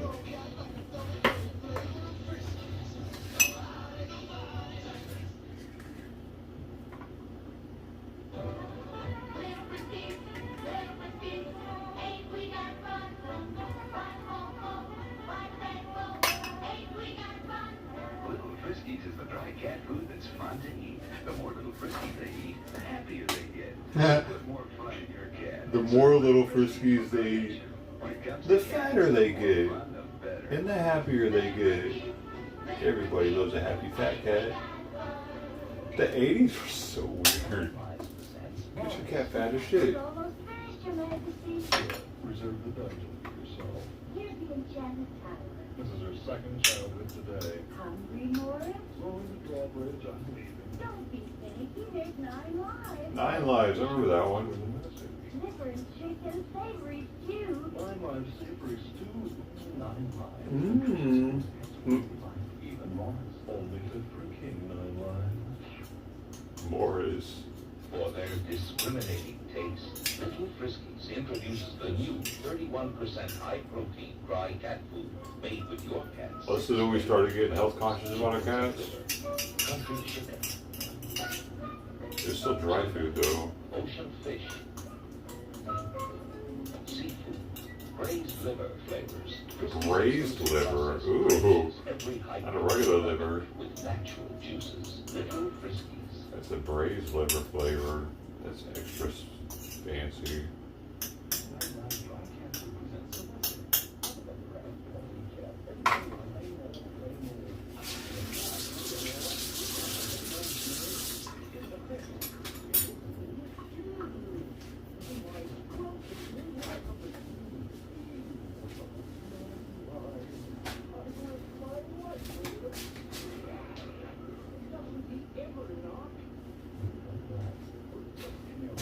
No, Simon, don't eat yet. No, don't eat the rest yet. I gotta eat your food. And oh my goodness. Hey.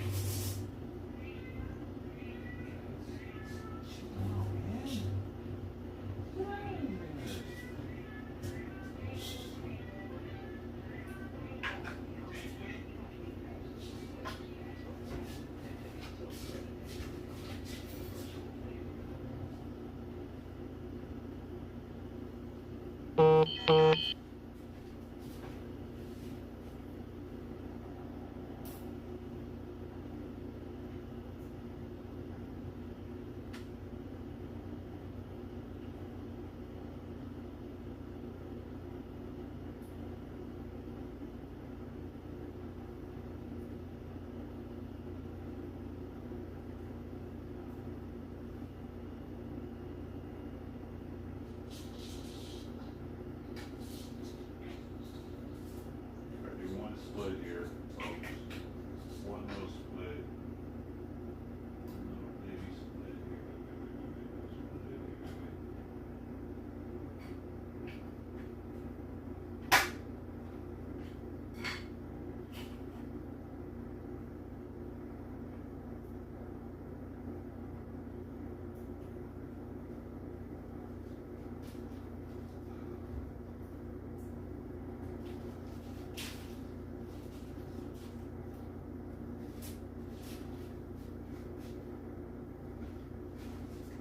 All right.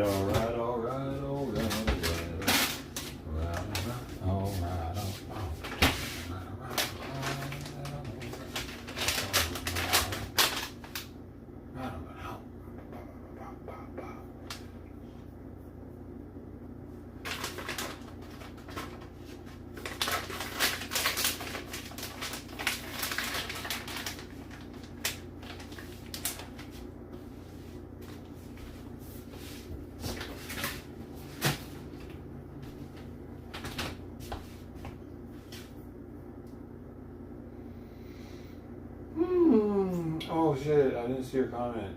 Sorry. I stopped looking at comments again. Did it rain there last night? It did rain here last night a little bit. I heard it and I was like, huh, it's raining.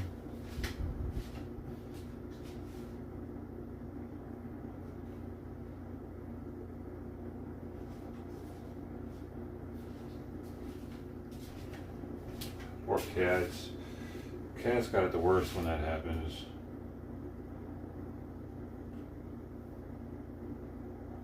That's why it's chilly today, huh?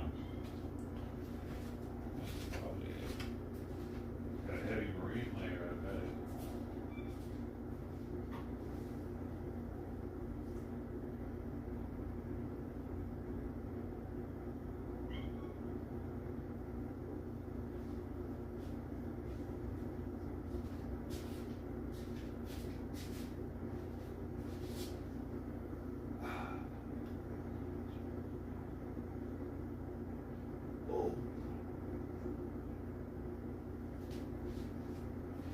Oh, good boy, Sam.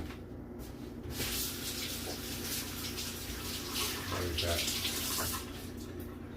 Simon's 9:30 medication complete. All right, that's 2 different medications: methimazole and furosemide. Keep the thyroid in check and keep the fluids from building up. That's how to feed the other guys. See, Sawyer gets much more food, it seems like. It's 105 grams versus 85 grams.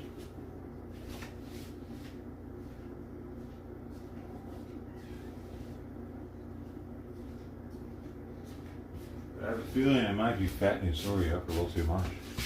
Possibly. But he's probably still growing also, so it will still help for him to grow into a big boy. Hey. Sawyer, why are you looking at the bed? Get back. Get back, baby. Get back, baby. Get back, Baba. Simon, come on. Simon, come on.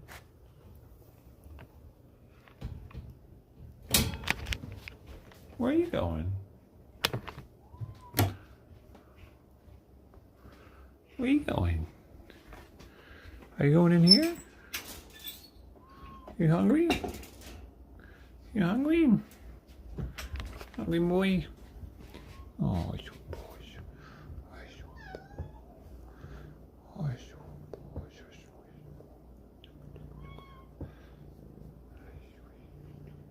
Okay, I'll be right back.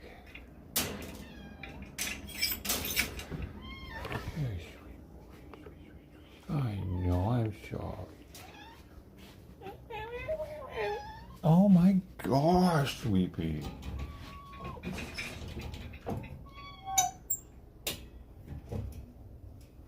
Can I?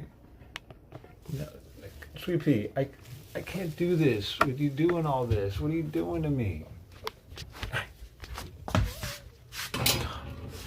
She's such a spaz, dude.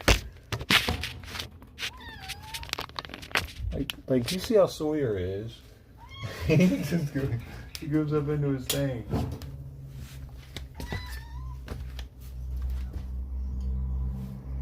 No, not good enough, Targan.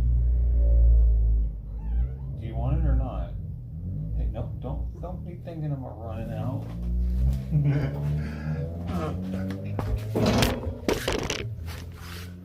She's like, I could just run out and go get Simon's food.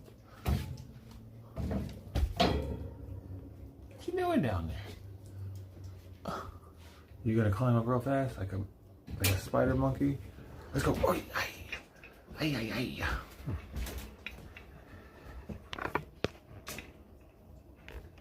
You're so cute, Sawyer, even though you're a pain in the butt to Sweet Pea.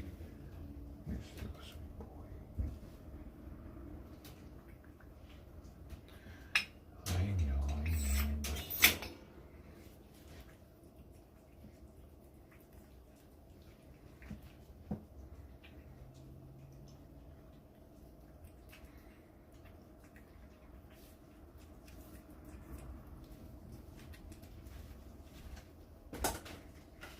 Holy cow, it's windy today. Trident's still out here. Looks like Shiloh's left. She was out. Dude, Trident's been out here for hours now. I first looked at 7:30. She's still out there.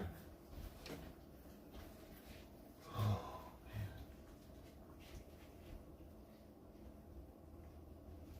man.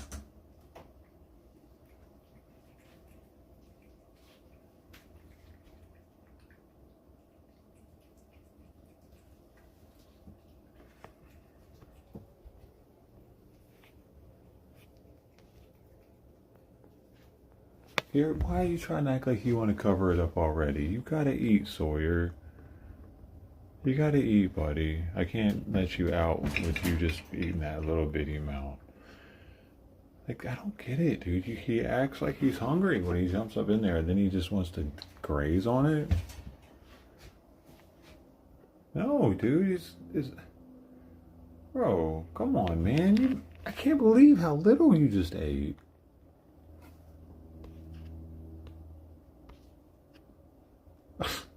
Well, you're not coming out till fucking 1 o'clock probably. That's unfortunate, dude. You gotta learn to eat, man. I can't be doing this with you. Like, look, Sweet Peter said 85 grams. Boom. Boom, like a champion. Like a fucking champion. It might be from a fly that he ate yesterday, though. Look, see this fat she's got right here? Sweet Pea is actually the perfect condition. You can still see her butt, like whatever, her hind muscles a little bit. She's got muscle there. She's got a little fat pouch right there. I'm pretty sure, and I'm underfeeding her, but it's because they're cooped up in here. They just don't exert enough calories. Simon's getting kind of fat again too now.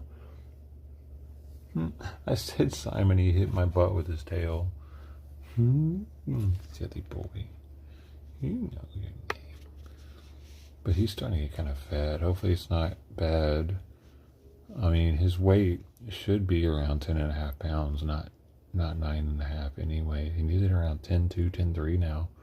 It's went up dramatically over the past couple of weeks.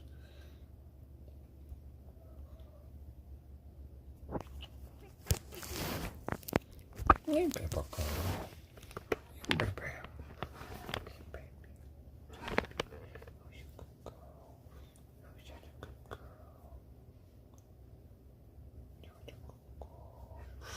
Look at that ass. Yeah, look at that ass.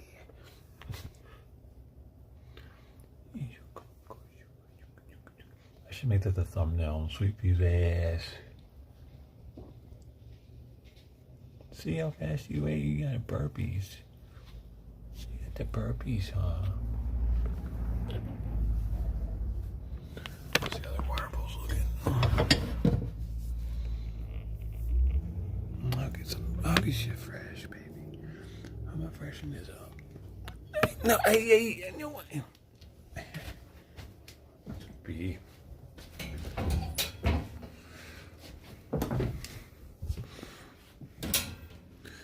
I like to try to keep their water fresh because it's not that hard to do. And makes them drink a little more.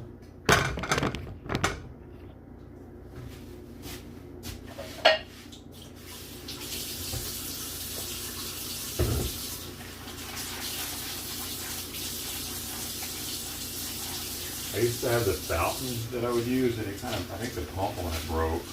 Something broke on it. I just stopped using it. And,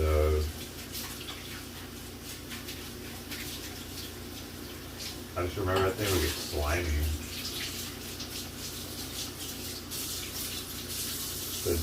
The area where Simon would lick from would get slimy after a while. Kind of gross. Unless it was clean, man, there's really no way that's why I clean that thing again, because it was more than just doing that. It's all involved cleaning it. I had to clean the pump out, the tray, the bottom of it, or the reservoir.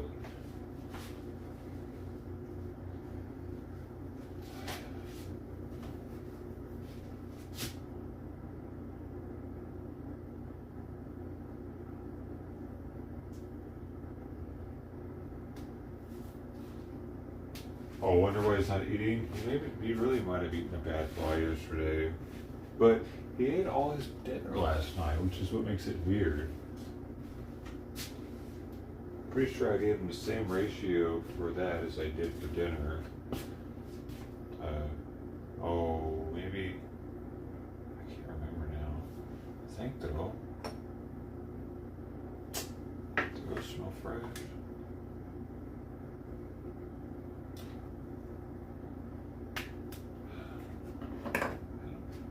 you know, a lot of kitten food, not giving them the stuff out of their refrigerator, thinking that will help.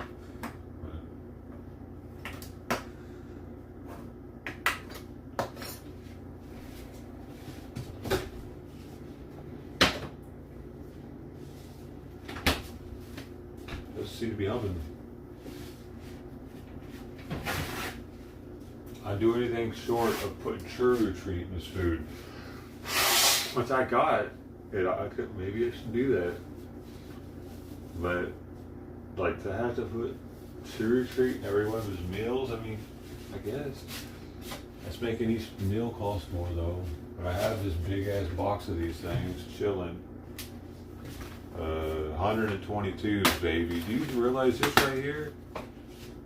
This right here is fucking money, dude. That bitch is, bro. Money right there, bro.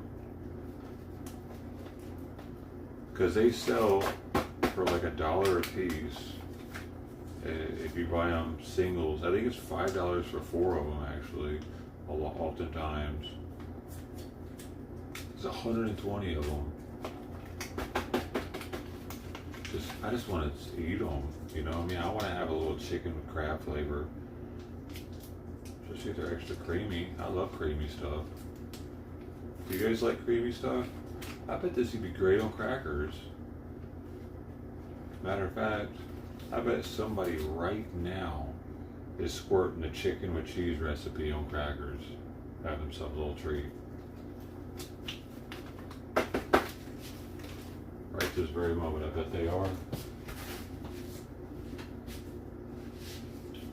Somebody, because there's just so many of us. People, I think, a lot of us, me included, I don't think, underestimate how many of us there are here. And due to that, how likely it is for just random dumb shit to be happening, at least somewhere. At least in one place. At least once a day. Minimum once a day that things happen. And there's one dude in the world, it might not be that specific brand, but there's somebody out there, and maybe in another country, maybe it's what he can get, you know, it's super cheap. He is squirting some sort of pureed cat food onto crackers on a daily basis. Once a day, he probably does it. Maybe that's his lunch.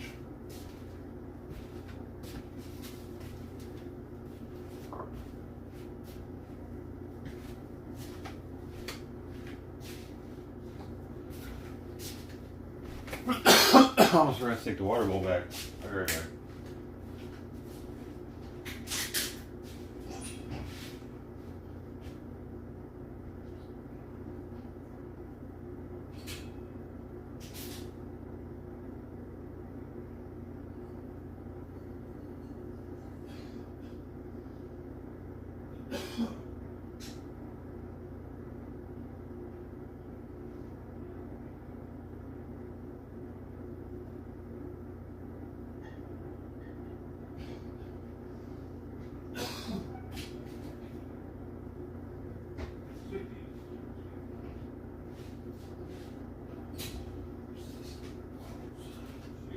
To drink out of the water bottle.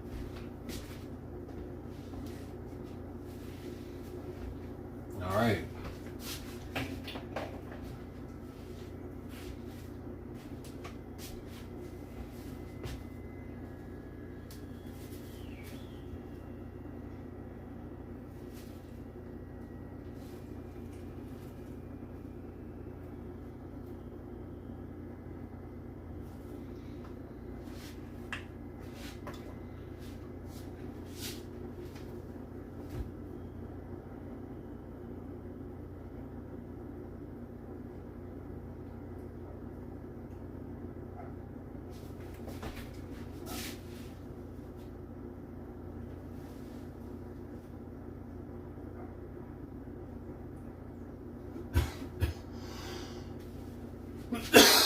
Dude, their dog always barks at that dude. Same guy.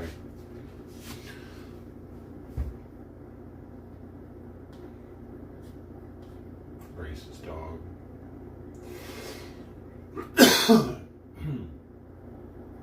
It's a black guy.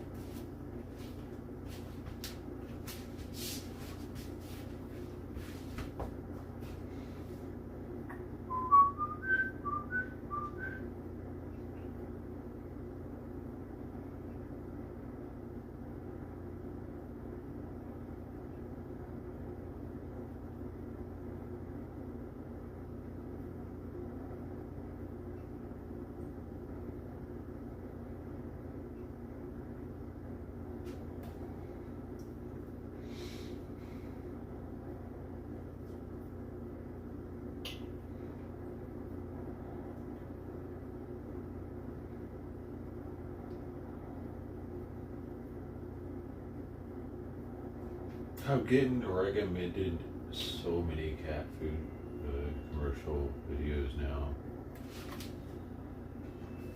What have I done?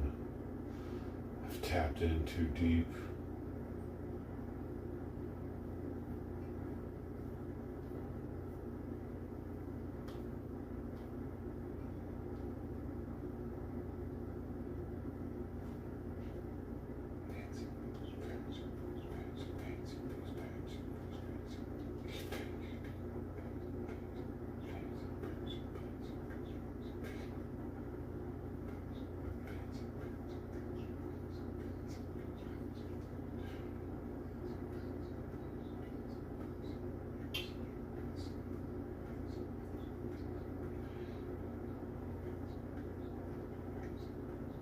Sexual misconduct allegations humiliate Greta's Gaza flotilla. For real? Oh, what are they up there doing? Was somebody out there grabbing somebody? What happened?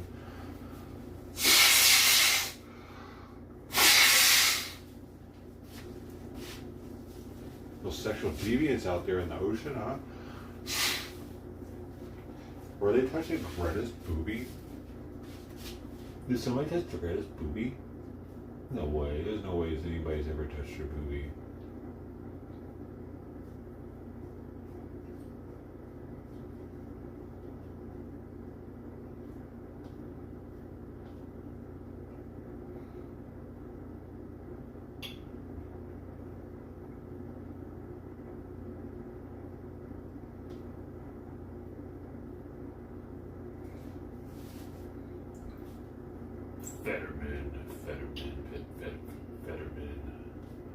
Fetterman is talking out, baby. Let's talk it out. Fetterman. Call me Fetterman. They call me Fetterman. I am Fetterman.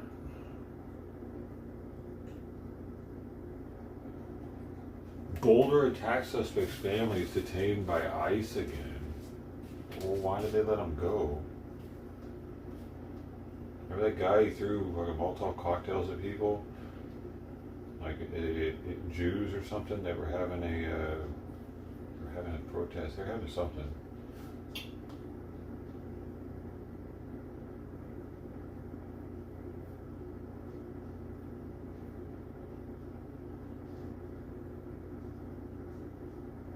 And I gotta go in there and I gotta do litter boxes, bro. You guys, I want to do litter box for me, so I don't have to do it today.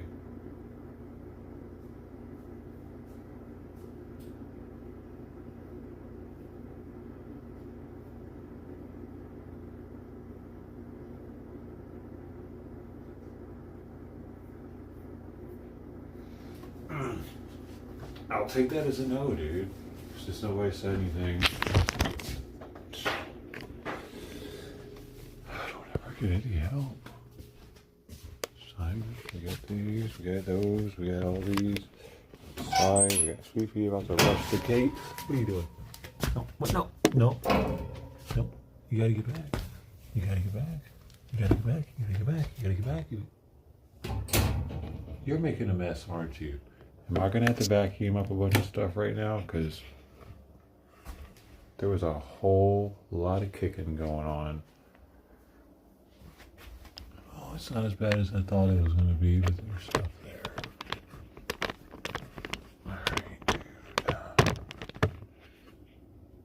Oh, you just took a shit. That smells lovely.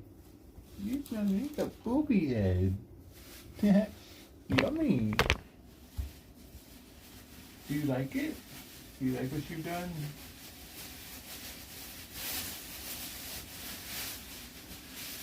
You have unleashed a horrible scent from inside of you.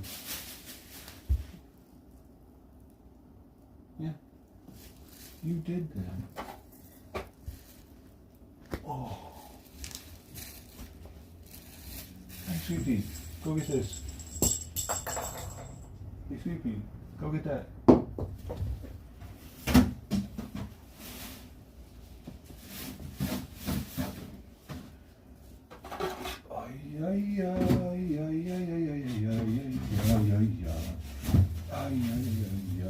How do you get it to the bottom every time?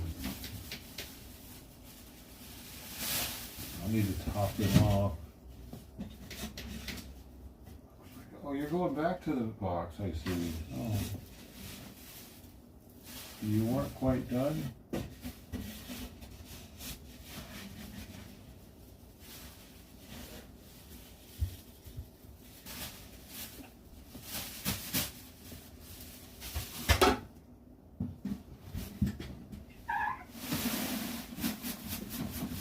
Look at that. 4 perfectly stuck on little claws. Fucking favorite. I just wish you guys didn't have to stick up to the bottom though, actually. If you could just stop doing that.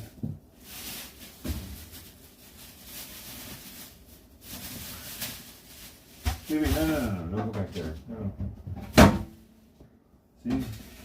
You pressed going back there. It's super dangerous.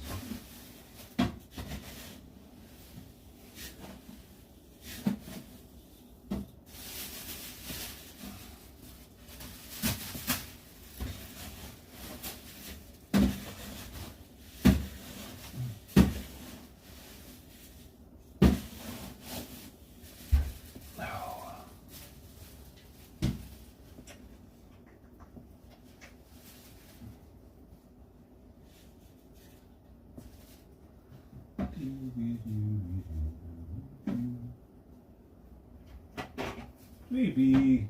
There we go, man. Hey.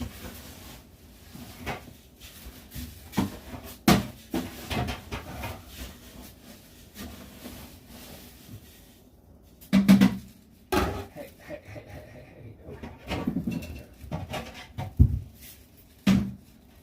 There, now you can play with it all you want.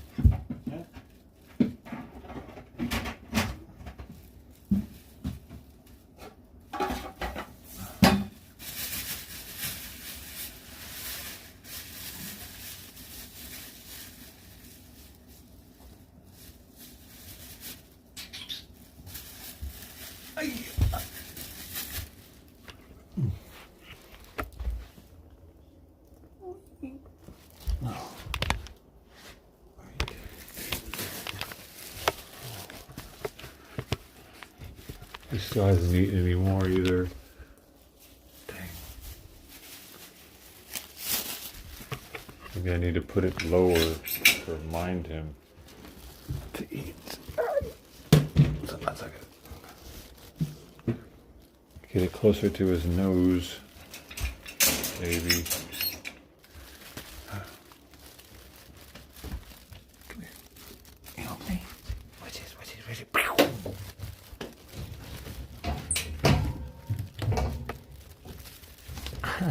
Bring it. No.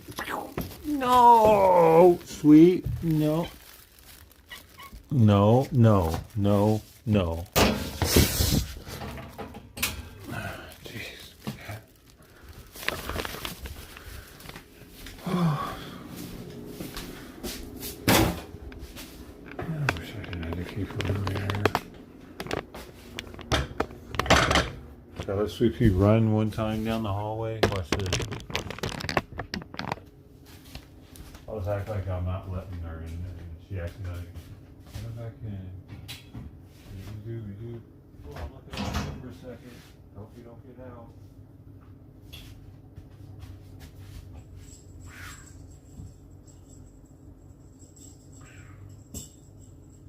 No.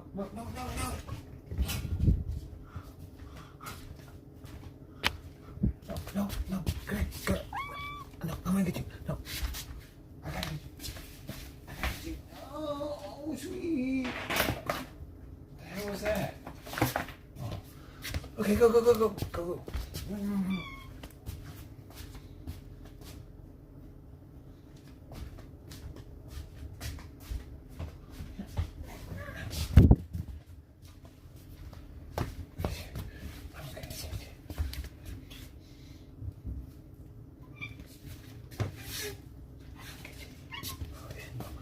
No. No, sweet. No, come on. Why do you always go in here? I'm just going to put this in here for now, so you stop doing that. How about that? Come here. No, come here.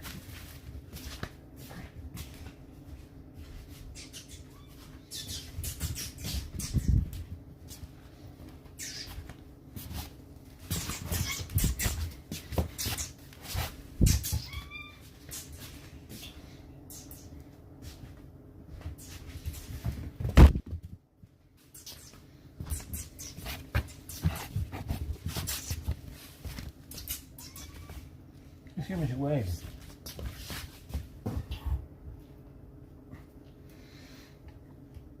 Hold on. 9.9. You're almost as much as Simon. You're so strong, though. I'm gonna get you. No.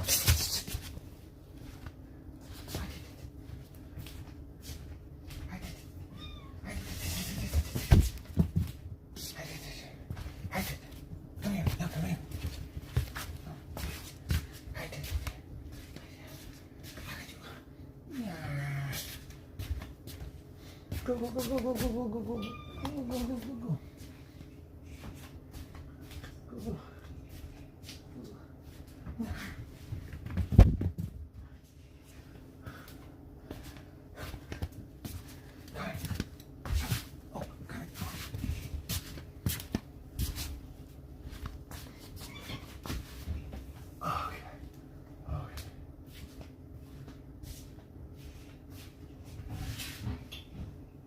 Sawyer's going absolutely bonkers in there too at the same time. You can hear him jumping up and down the cage. He's like a disgruntled prisoner, like, yeah, get free, yeah.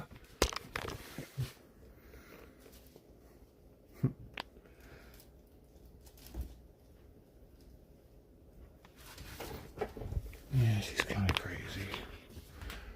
I feel bad though. It's not really crazy because, like, I don't know, man. They just want to be out of there, and I understand. I just don't know how to do it.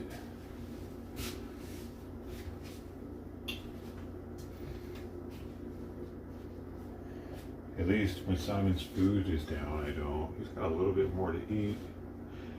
That's going to be his second can already today. I'm not even really stirring it all the time, if y'all have noticed. So it seems that Simon might be back on track, man. Hopper, what's on me?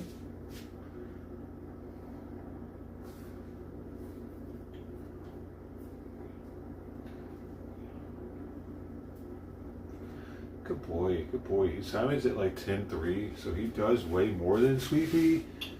But I think she's stronger than him, man, because she's got this ability to like stand on her back legs and be like this and trying to reach out.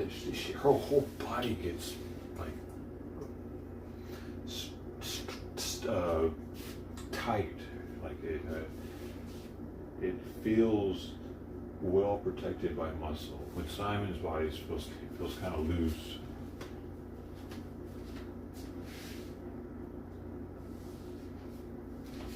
Yeah, but he's gained a lot of weight, man, and he still wants to eat. And it seems that the appetite stimulant is working.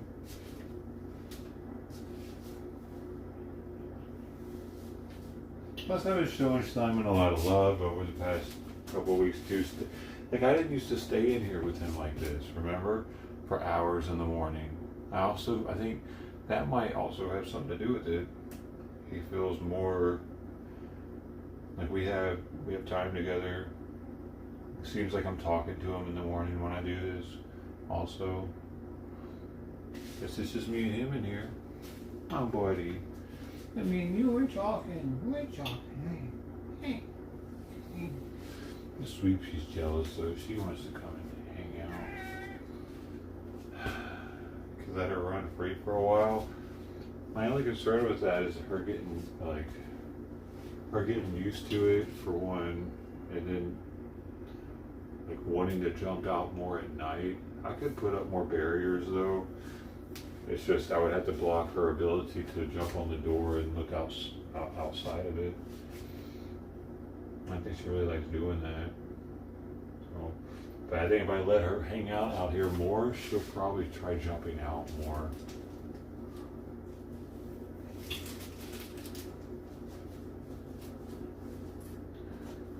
And then what about Sawyer? He's going to want to come out too. And then what about Simon? Like, does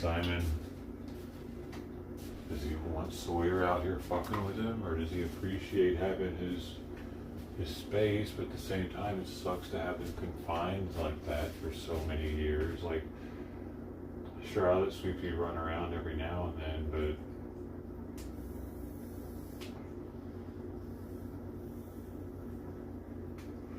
it's gotta suck me to that room constantly.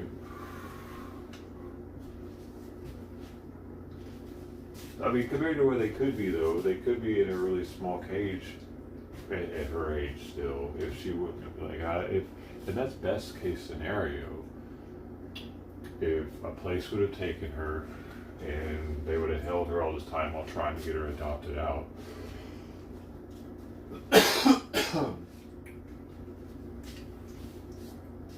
Worst case scenario, they would be dead already.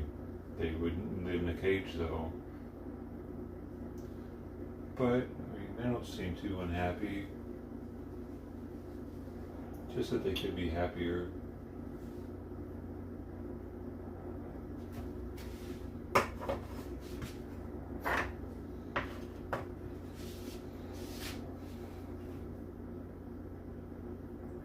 Sawyer to eat his food.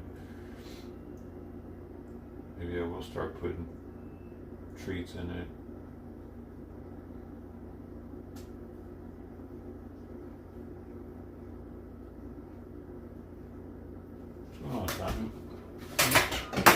Do I need to clip your nails? Oh man, why did I have to fall?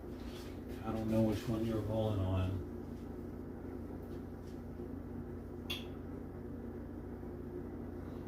I need to clip your nails, bro. I probably hard keeping on top of all this.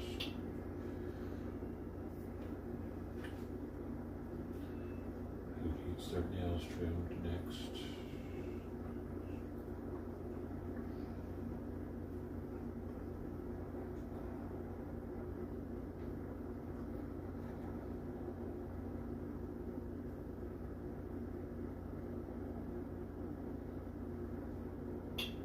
He wants some more food, man. I'm sorry, Simon. Bro, you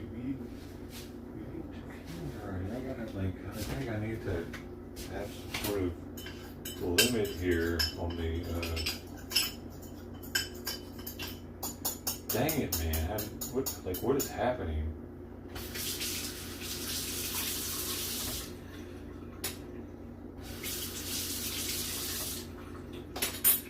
Pretty sure there were days I was struggling to get him to eat 1 can by now.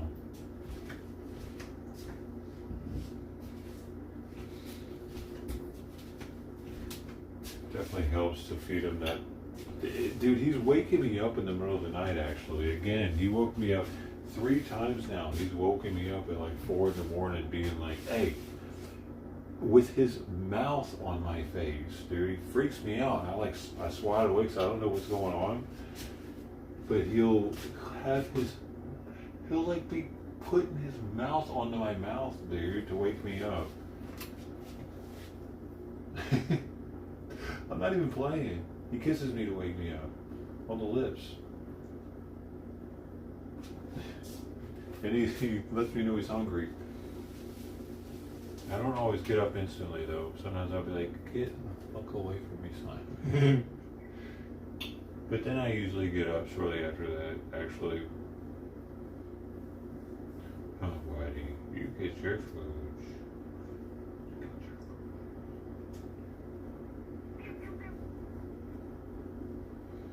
Can't have you hungry in the middle of the night. And I know they hear me making his food and they gotta be like, what the hell? He's getting food right now? Why is he so special? Oh, special.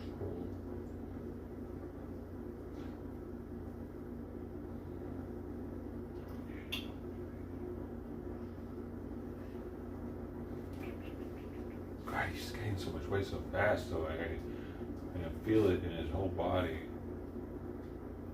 You can't come up here. You gotta stand up again.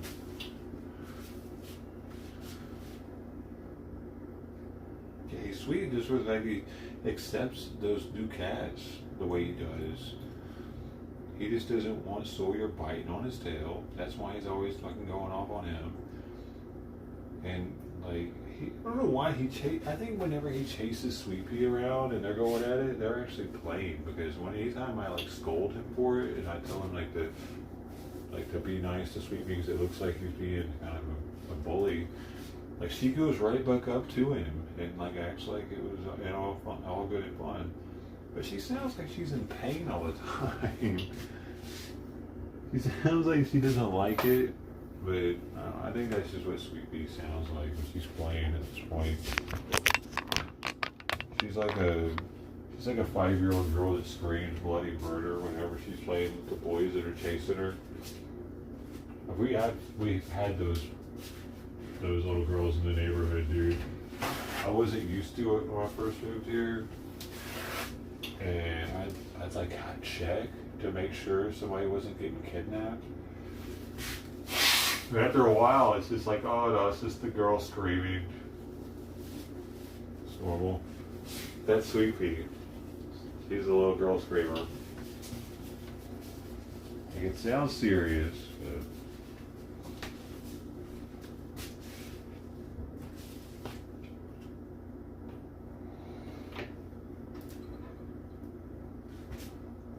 the sweetest boy, Simon. Right now he's right there at my feet. Oh, here we go. Here's some new information on this dude, y'all. Finally. I want to get to this really serious development. The neighbors talked. We continue to learn more about a Torrance resident who allegedly opened fire. Oh, by the way, anybody that missed it, this Torrance resident, I used to take my cats used to go to Torrance. That's where I would go for my vet back in the day. Like all those trips I was driving back home from the vet, those were coming back home from Torrance, actually. All of them. I don't think I've ever done a video driving back home from the other vet, the new one, because it's so much closer that it doesn't, like a live stream of it, I'd be like, okay, hey guys, see you later.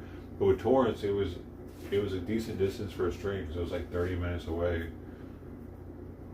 White House Correspondents' Dinner. KTLA's Jennifer McGraw joins us live from the South Bay with reaction from the alleged gunman's neighbor. Where is allegedly his house? Is it the one right behind you, or can you kind of point that out for us?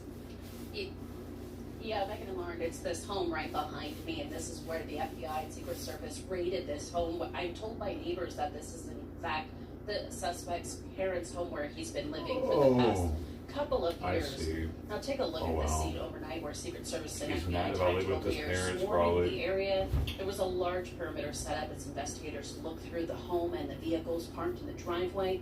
It's unknown what they found, but they did wrap up and leave around 6:30 this morning. Aren't the parents so who are is Cole anti-Trump? Thomas Allen? Authorities say Allen is an educated engineer and a graduate of Caltech with a degree in mechanical engineering who recently earned a master's in computer science. What a fucking More recently, waste. he worked as a tutor and not too far from here in a strip mall, God earning dang it. Teacher of the Month just last year. What a fucking His LinkedIn waste, account says dude. he designs computer games including combat shooter style.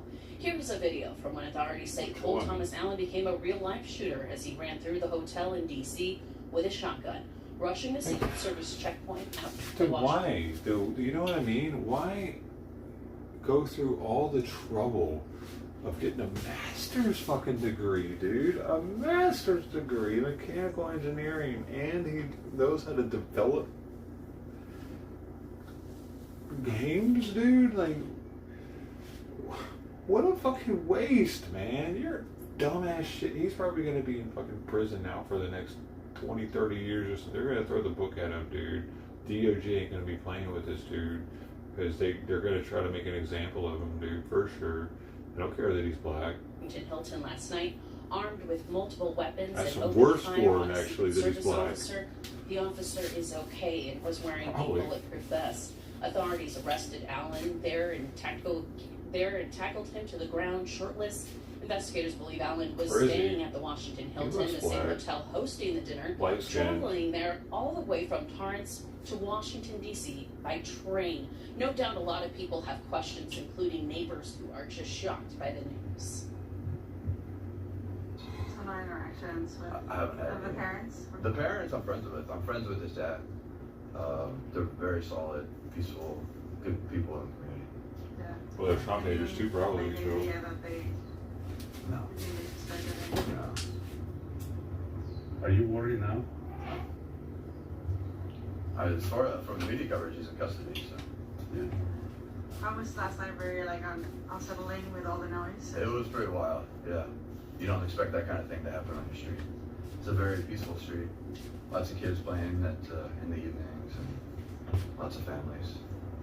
Did your sleep, I mean, did it affect the family and your family, like with everything that was going on? Yeah, we were at a neighbor's house, so we couldn't actually get back to our house for a little while. But eventually they let us back in. Yeah, a shocking situation for many of these neighbors. We walked up and down the street talking to them. They say they don't really know the couple who lives here, and they definitely don't really know the son. That's what we know at this point. As we get more information, we'll let you know. That's Fair Latest. We're live in Torrance, back to Hollywood.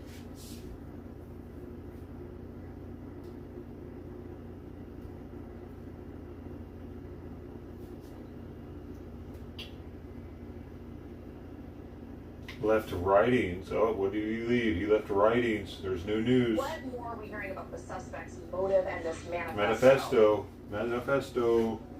Yeah, I was actually just texting with some FBI sources, and they do confirm that this manifesto that is going around is accurate, especially the part about it specifically targeting members of the Trump administration, though it does detail that the alleged gunman was not targeting members of law enforcement. So they went through a list in detail about who the targets were. Off the top, it said that administration officials are targets prioritized from highest ranking to lowest. Then he said that Secret Service are targets only if necessary, and to be incapacitated non-lethally if possible. And then he goes on to say hotel security, Capitol Police are all not targets, as well as the guests. But they did add that they said that they would be they would go through most everyone here to get to the targets. Why did they if it get were absolutely Vance out necessary, before they got on Trump the basis out? that most people, quote, chose to attend a speech Did they? by a pedophile rapist They who's did. traitor and are thus That's complicit. weird. But I really hope it doesn't come to that. This was a lengthy manifesto from this alleged gunman that was found, I was told, in both the hotel room as well as in the California home. And there were even reports that the officials were alerted, or law enforcement officials were alerted to this prior to this happening. Oh, really? It was something that was obviously premeditated and thought out and planned out. As we know, the Deputy Attorney General, Todd Blanche, was talking about how this person took a train because he was carrying what we know is the ammunition and the gun, as well as the knives he They had don't on him, search into people the on hotel trains? and was a guest at this hotel. So we're learning more as the hours go by about who this person is, and that is set to be arraigned in Washington, D.C. tomorrow. Jessica. I'm Kelly Meyer. So glad that you're okay, and thank you for joining us. And joining me now is Republican Congressman from Texas, Pat Fallon, who's on the House Intelligence Committee and also on the House Task Force on the previous attempted assassination of President Trump in Butler. Congressman, thanks so much for being here. I'm looking at this manifesto, and he's calling himself a friendly federal assassin. President Trump saying that his administration was the target of this incident. Your reaction to all of this? Jessica, it's very sad and it's unfortunate. And just I echo what President Trump said about this individual is obviously very troubled. Thank the Lord that the Secret Service agent or the law enforcement person that was shot had his vest on. And there's no place for violence in the United States. We have freedom of speech, we have freedom of redress, we have freedom of expression. There are plenty of ways to vent your displeasure with government. And it's sad, but again, I thank the Lord no one was hurt. There's a kill list from top to bottom. And the president saying this event is going to be rescheduled in the next 30 days. Is that a good idea? Yeah, I do think so, because you can't let these kind of folks or attempts at violence dictate your actions. We live in a free and open society. We're proud of that.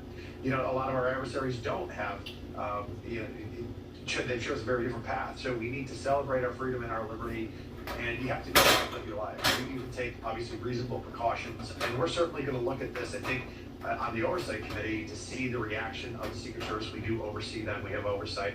And I think Sean Curran has done a great job as the new director. Yo, my Washington, just want to make D.C. sure, like you saw the video of them rushing through that first, the first line of defense there. Oh, that's not my only listen, if we have to wait in crooked lines in TSA to get into the airport, and you have to go through 8 different transits and queues, we just got to make sure that somebody can't sprint right by. That kind of thing. So just look at it granularly and see the reaction and see to prevent something like this from happening again. Thank you for watching. Subscribe below and download our News Nation app right. It's one of those cups you can get a regular cup or you can get the hell's inside of here. Oh, what is this? YMCA of Metropolitan Washington. I guess this was in DC somewhere too. Hey, I don't remember this. I don't remember where this cup was. Why is it pink?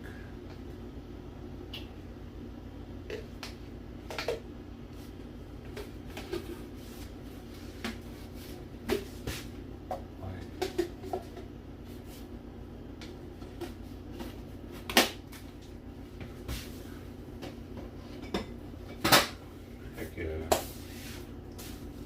Now you go back to your whole cup. Or you start using it.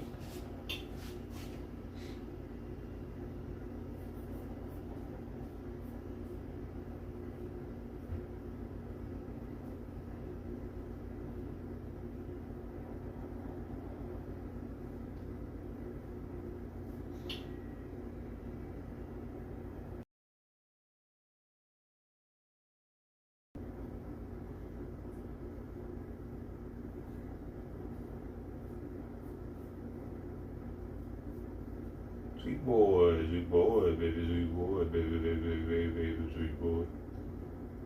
Sweet boy, oh, sweet boy. My nose keeps running today.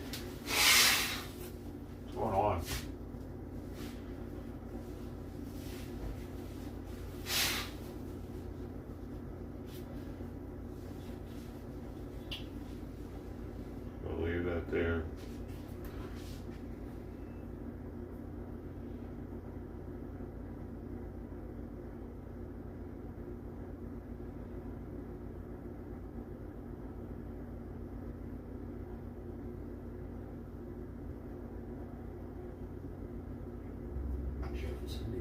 Came with a letter. Dear Marcus, as promised, here is a tin of Bravering, a northern German speciality of fried and then pickled herring. My mum cooked Hamburg, P.S. H. On the herring, the overwhelming smell from it is delicate pickled smell. Ooh, sour from the pickle. So it's like a pickled herring, but that's been breaded and fried first. Oh, it's quite nice. Gosh, sour pickle. The texture of the herring is quite soft. It's very nicely seasoned. Let's try a squish test to try and show the texture. I'll do it one of these big pieces. As you can see, it's very soft. Looks like we've got some bits of pickled onion floating around in there as well. I'm going to Google Translate the ingredients. Ingredients: herring fillets, water, spirit vinegar, sugar, onions, wheat flour, table salt, rapeseed oil, onion extract, and seasoning. Spices. It's nowhere near as pickly as roll knots, so it's quite nice in that regard, I think, because roll knots are very pickly. I can see how this would be fantastic with fried potatoes like Germans have it. Delicious. Alright, let me go see what cats are out there.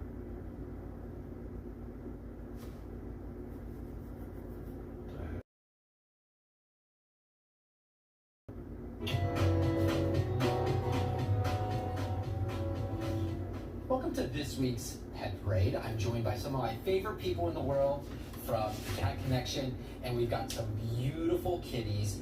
First of all, before we talk about the kitties, how did they come to you? So they came to us through a very interesting rescue story. Your viewers might have seen photos of them a couple of months ago. These are our AirTag kitties. We first trapped their mom because someone had notified us that this cat who appeared pregnant was showing up in their yard looking for food. When we trapped her, we discovered that she'd already had her kittens. Okay. So this was the dead of winter, there was a storm coming, and we had a tough decision to make. Do we keep her inside and safe, or do we release her so that we can find the kittens? We did decide to release her with the help of some technology.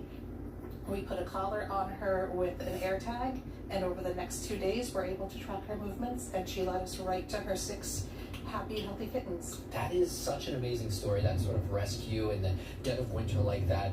And the kittens are doing well, Mama's doing well? Everyone is doing really great in their foster home, and the kittens are about a month away from being ready for adoption. A little bit more growing to do to be ready for vaccines and spays and neuters. So we have 3 in front of me. Some of them trying to run away from me. Do we know who is in front of us? Yes, we have artichoke, zucchini, and broccolini. Broccolini, all green vegetables. All green vegetables, yes. Okay. And now we have the next trio. Who do we have in front of us? We have Sprout and Snoopy and Arugula. Arugula. Yes. I love this. Arugula. And they seem to have all that kitten energy, but they're very fond of each other. When we took them out of the cage, they were just all curled up and in a big ball. So sweet, so sweet. And that's one of the reasons that we always adopt kittens in pairs. Okay. They just take comfort from each other, as well as they love to play with each other. So unless there's another young cat in the home to play with them, we will adopt these guys in pairs. Love that. And for anyone that's interested in getting more information, not just about the 6 that we displayed today, but the other cats that you have at the Cat Connection, where can people get more information? Please go to the catconnection.org. Now, these were also from Emerald, the mom. Exactly. And Emerald is such a sweet cat on her own, and she's gonna give somebody a wonderful, wonderful kitty once they adopt her. She is available. She will go either as a single cat who can get lots of attention, or possibly with a similarly aged gentle cat to be her BFF. Now, for those of you that are at home and seeing these amazingly beautiful, cute cats, this is an investment. It's a time investment. It's not just, I'm going to get a cat and enjoy it for a year. No, this is a 20-plus year commitment because cats can live very often to 20 years and beyond. So this is quite a commitment of 20 years of love and 20 years of care. But totally worth it. Totally worth it. One more time, where can people get more information? thecatconnection.org. Ladies, appreciate you bringing some very cute kitties in for our pet parade. Thank you for having us. Hey, let me see who's out there.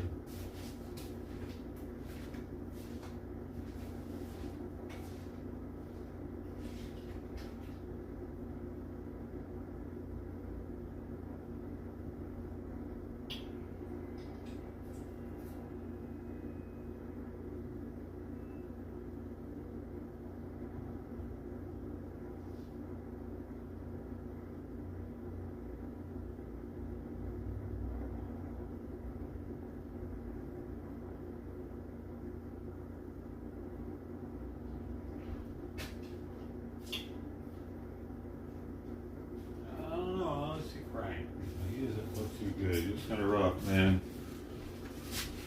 Oh, Frank.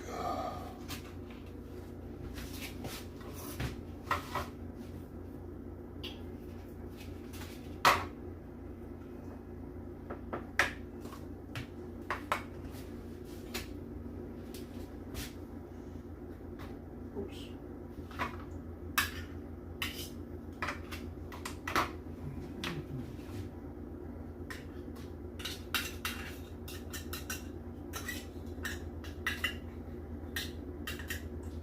Oh, Frank.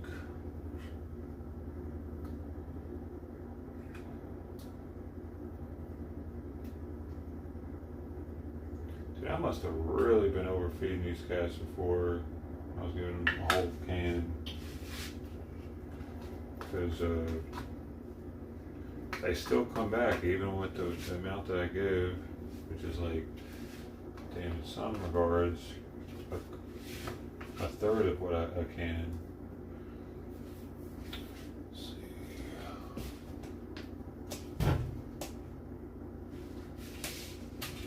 And there's some of these cats I was feeding 3 cans a day to.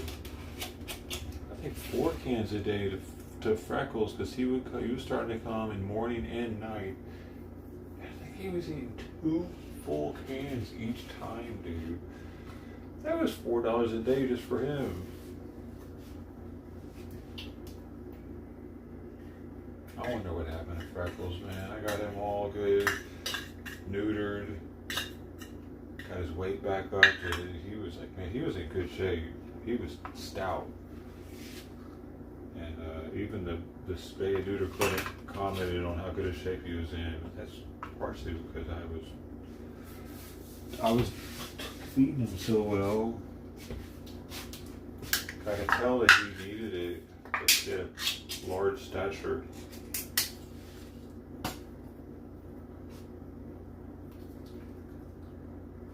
His owners thought he was fat. They thought I made him fat. He wasn't. They just didn't understand that they were making him so damn skinny, apparently. They were feeding him enough. So we're gonna give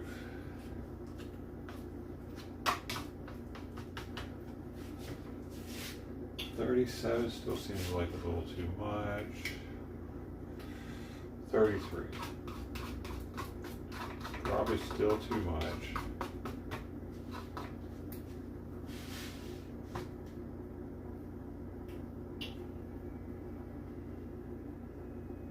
Or no, yeah, no. Just a little more. 36. I need to make it a bowl, just in case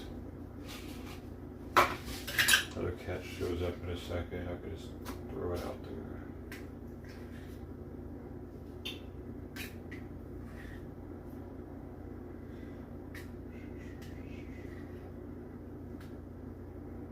$34. All right. But there's really not many calories compared to how many they need in a day. Oh man, I forgot I had this stupid kitten food here.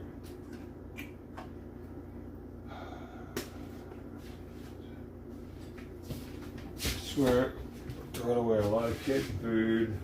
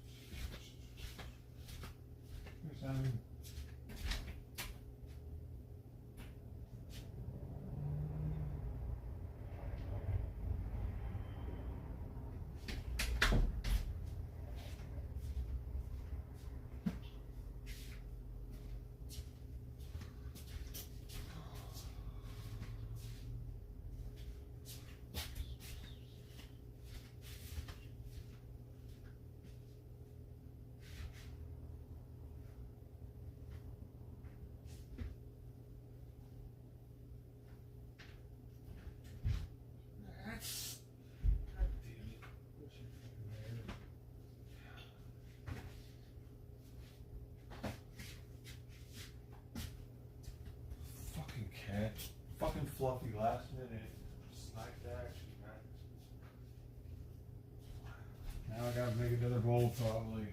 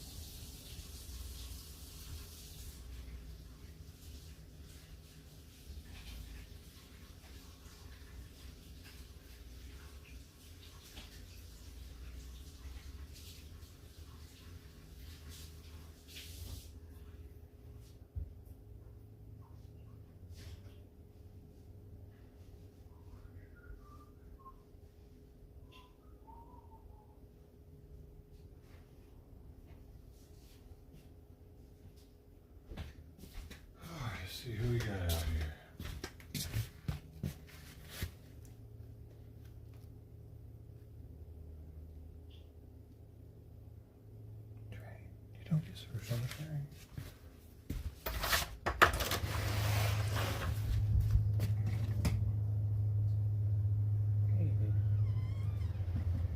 Easy day, okay. This Friday,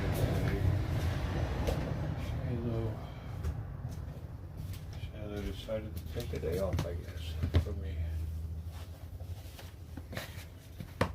And I'm not mad at it. Let's go.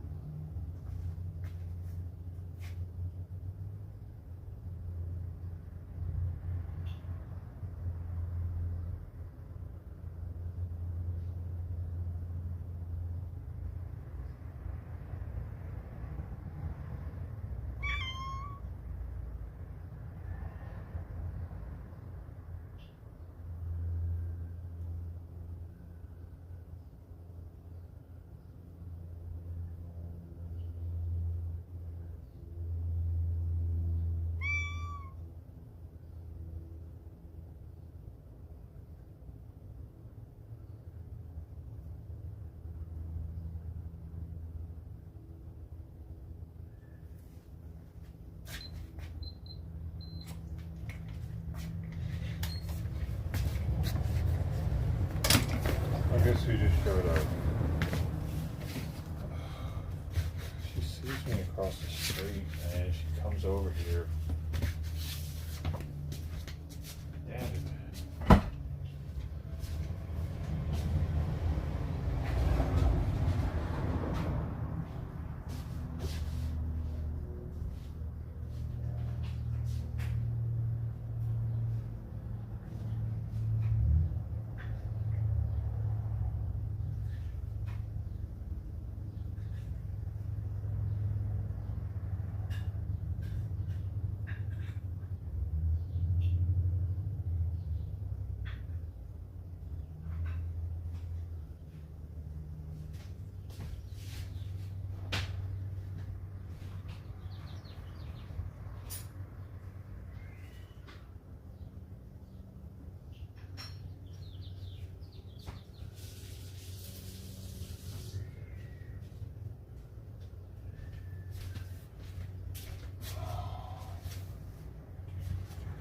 Adding more fucking work. Cats, bro. God damn it, cats.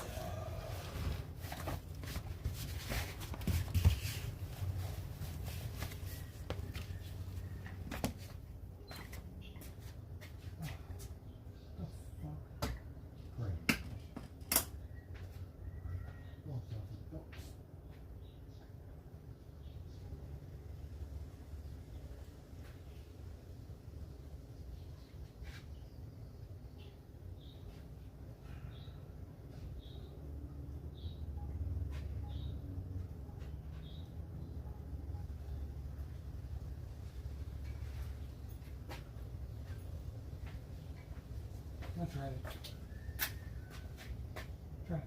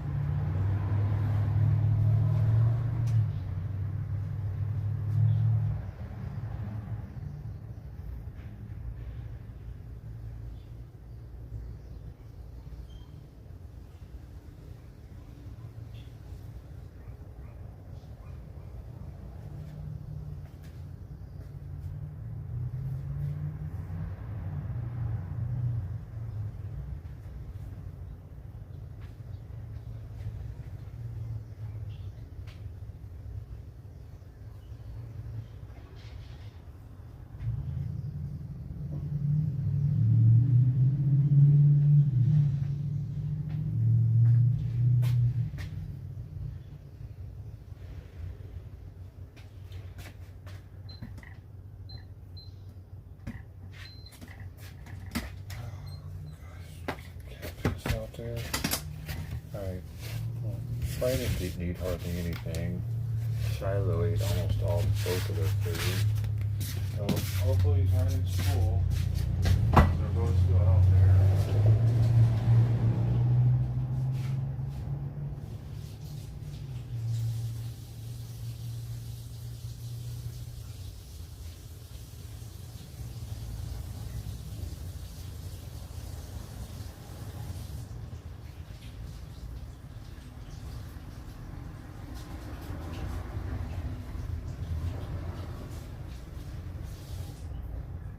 I might try to be charging you later.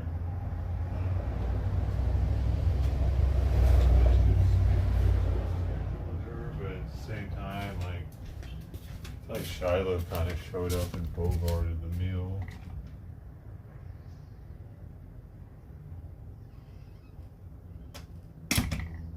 Friday. Oh. We'll see if she's out there later.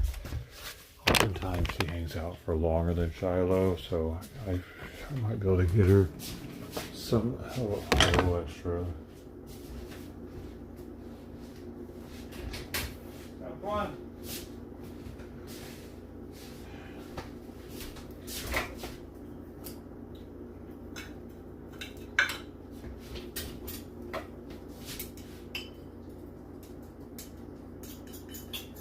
Sorry, a little nibble. Have fun.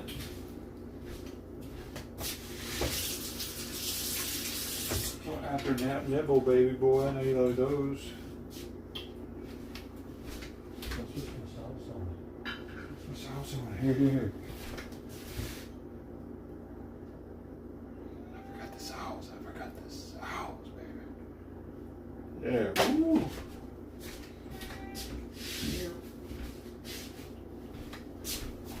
Put that in there.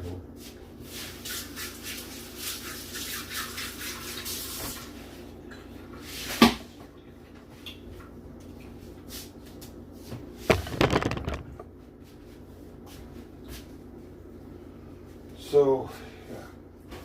Shiloh came trotting over in the middle of Trident eating. And then, when I came back in, because I was like, well, Shiloh's here. As I go out there, I noticed that Trident has ran away from the food bowl. Shiloh's eating out of it, and Fluffy was right next to her. So I think that Fluffy scared Trident off somewhat. Went underneath the car, went away from the food. When Fluffy came, and all I had to do was go psst at Fluffy, and she ran back to the side, to the backyard. I pet her on the belly, and she's super obedient, sweet, stray cat. It's a shame she has to be out there like that. She really is a sweetheart. Frank too. All the ones that let me pet them, it's really a shame. Shiloh too. Shiloh's beautiful. Her eyes are so green. That charcoal coat was really well together.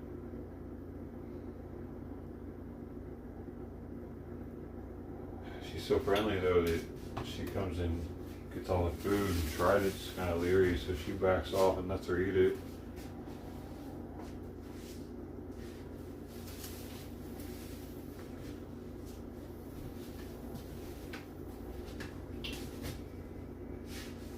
Simon thoroughly enjoyed his little after nap snack.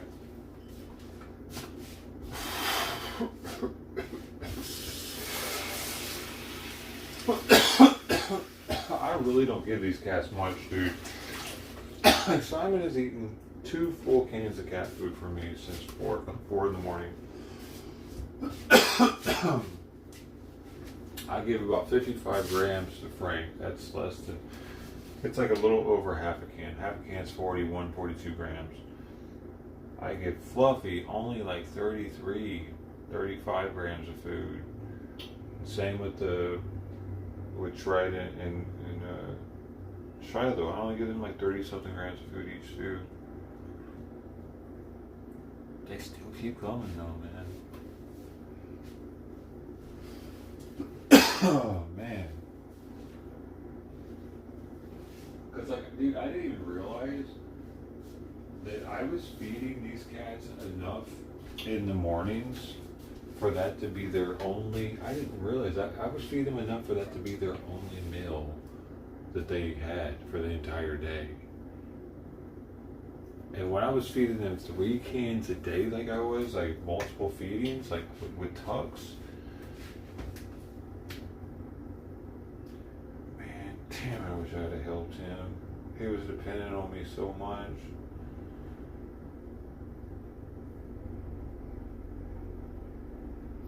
None of the other cats that have been that dependent on me.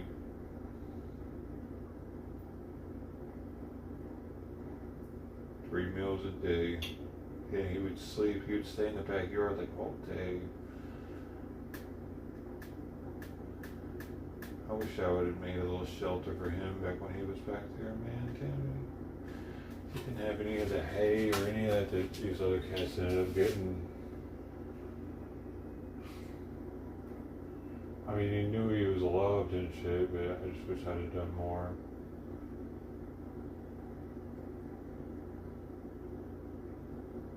I didn't even get his meow on audio recording.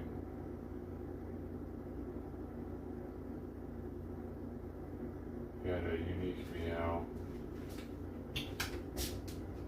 Huh.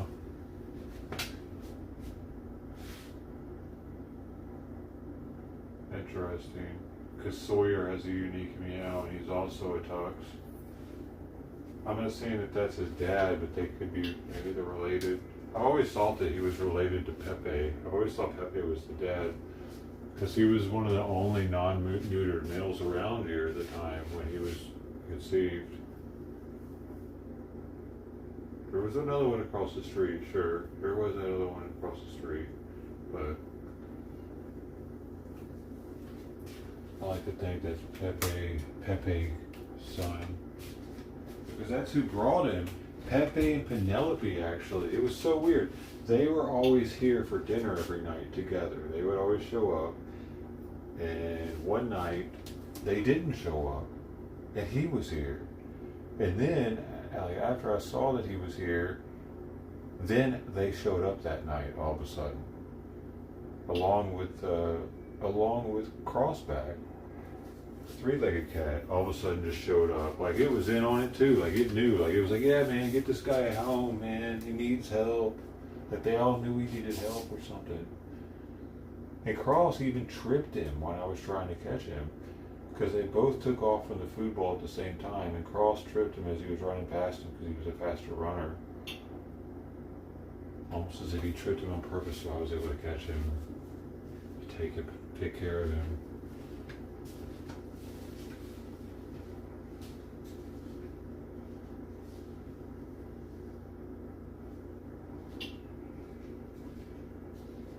I don't think the camera caught that. It just saw them taking off from the food bowl.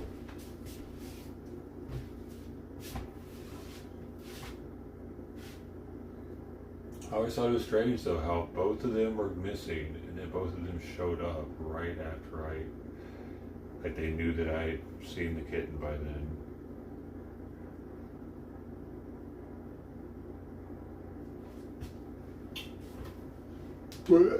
But him being long hair like that, but I guess it could have been a gene that they both had. A long hair cat can come, or 2 short hair cats.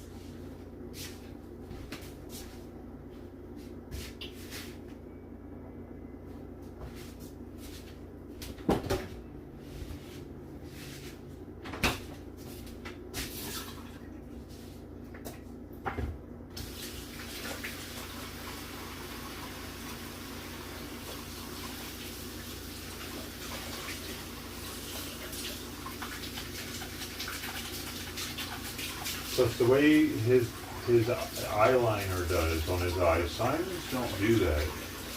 The same. The black just barely goes around to the bottom of his eye, so it looks like he has eyeliner. The Pepe had that same thing. Tux might have had it too. I mean, they were brothers, so.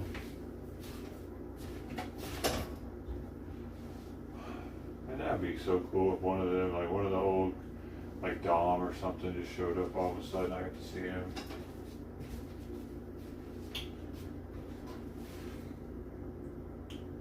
One of the old boys, Dom, Freckles, Pepe, Tux, all missing.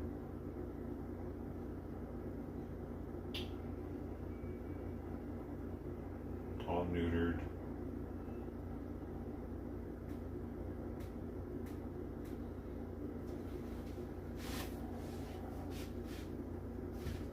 Three of them I could pet, all missing. Damn, man.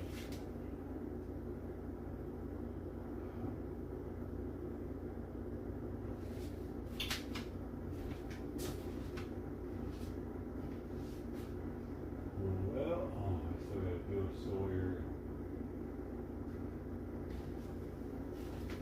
See what Sawyer's eaten so far. See if he's made any progress. Sweet Pea wants to run down the hallway again. No, no, baby. No, I gotta do something. Oh, you're super comfy. You haven't eaten a thing, have you?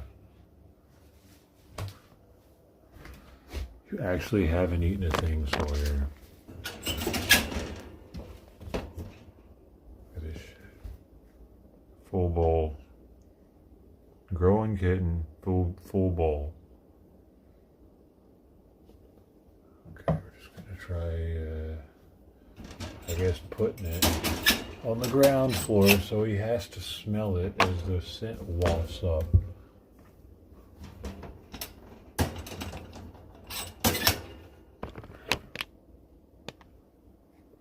Hopefully that makes him hungry.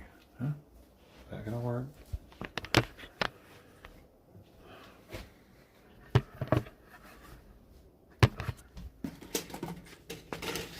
And it looks like Trident and Shiloh have both left.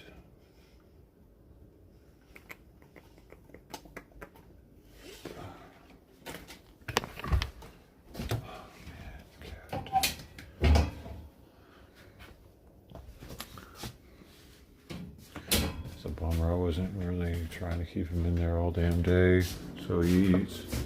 I have to figure something out with him.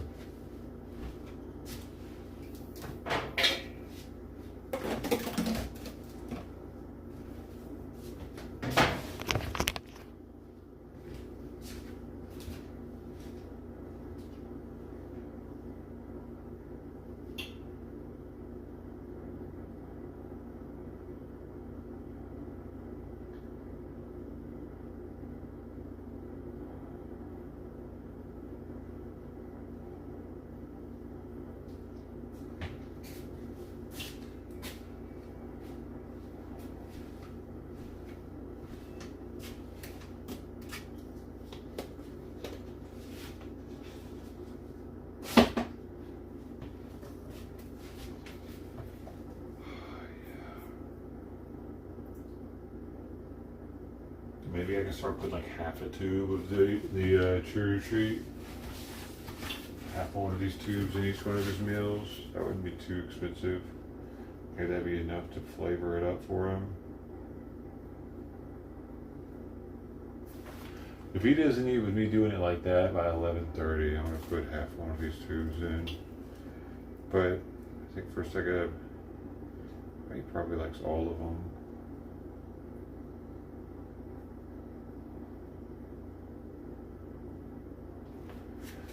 And I can give Sweet Pea the other half of the tube. She will like it no matter what flavor it is.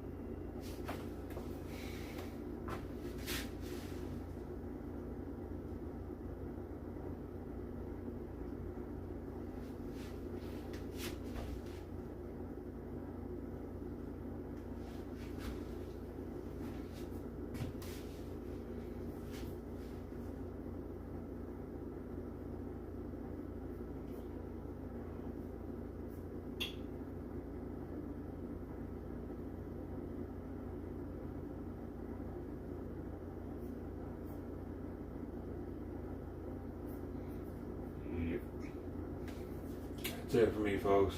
I gotta go. I gotta do stuff. I gotta go to Costco. Maybe go get some water for the cats. What else? Gotta go do stuff, man.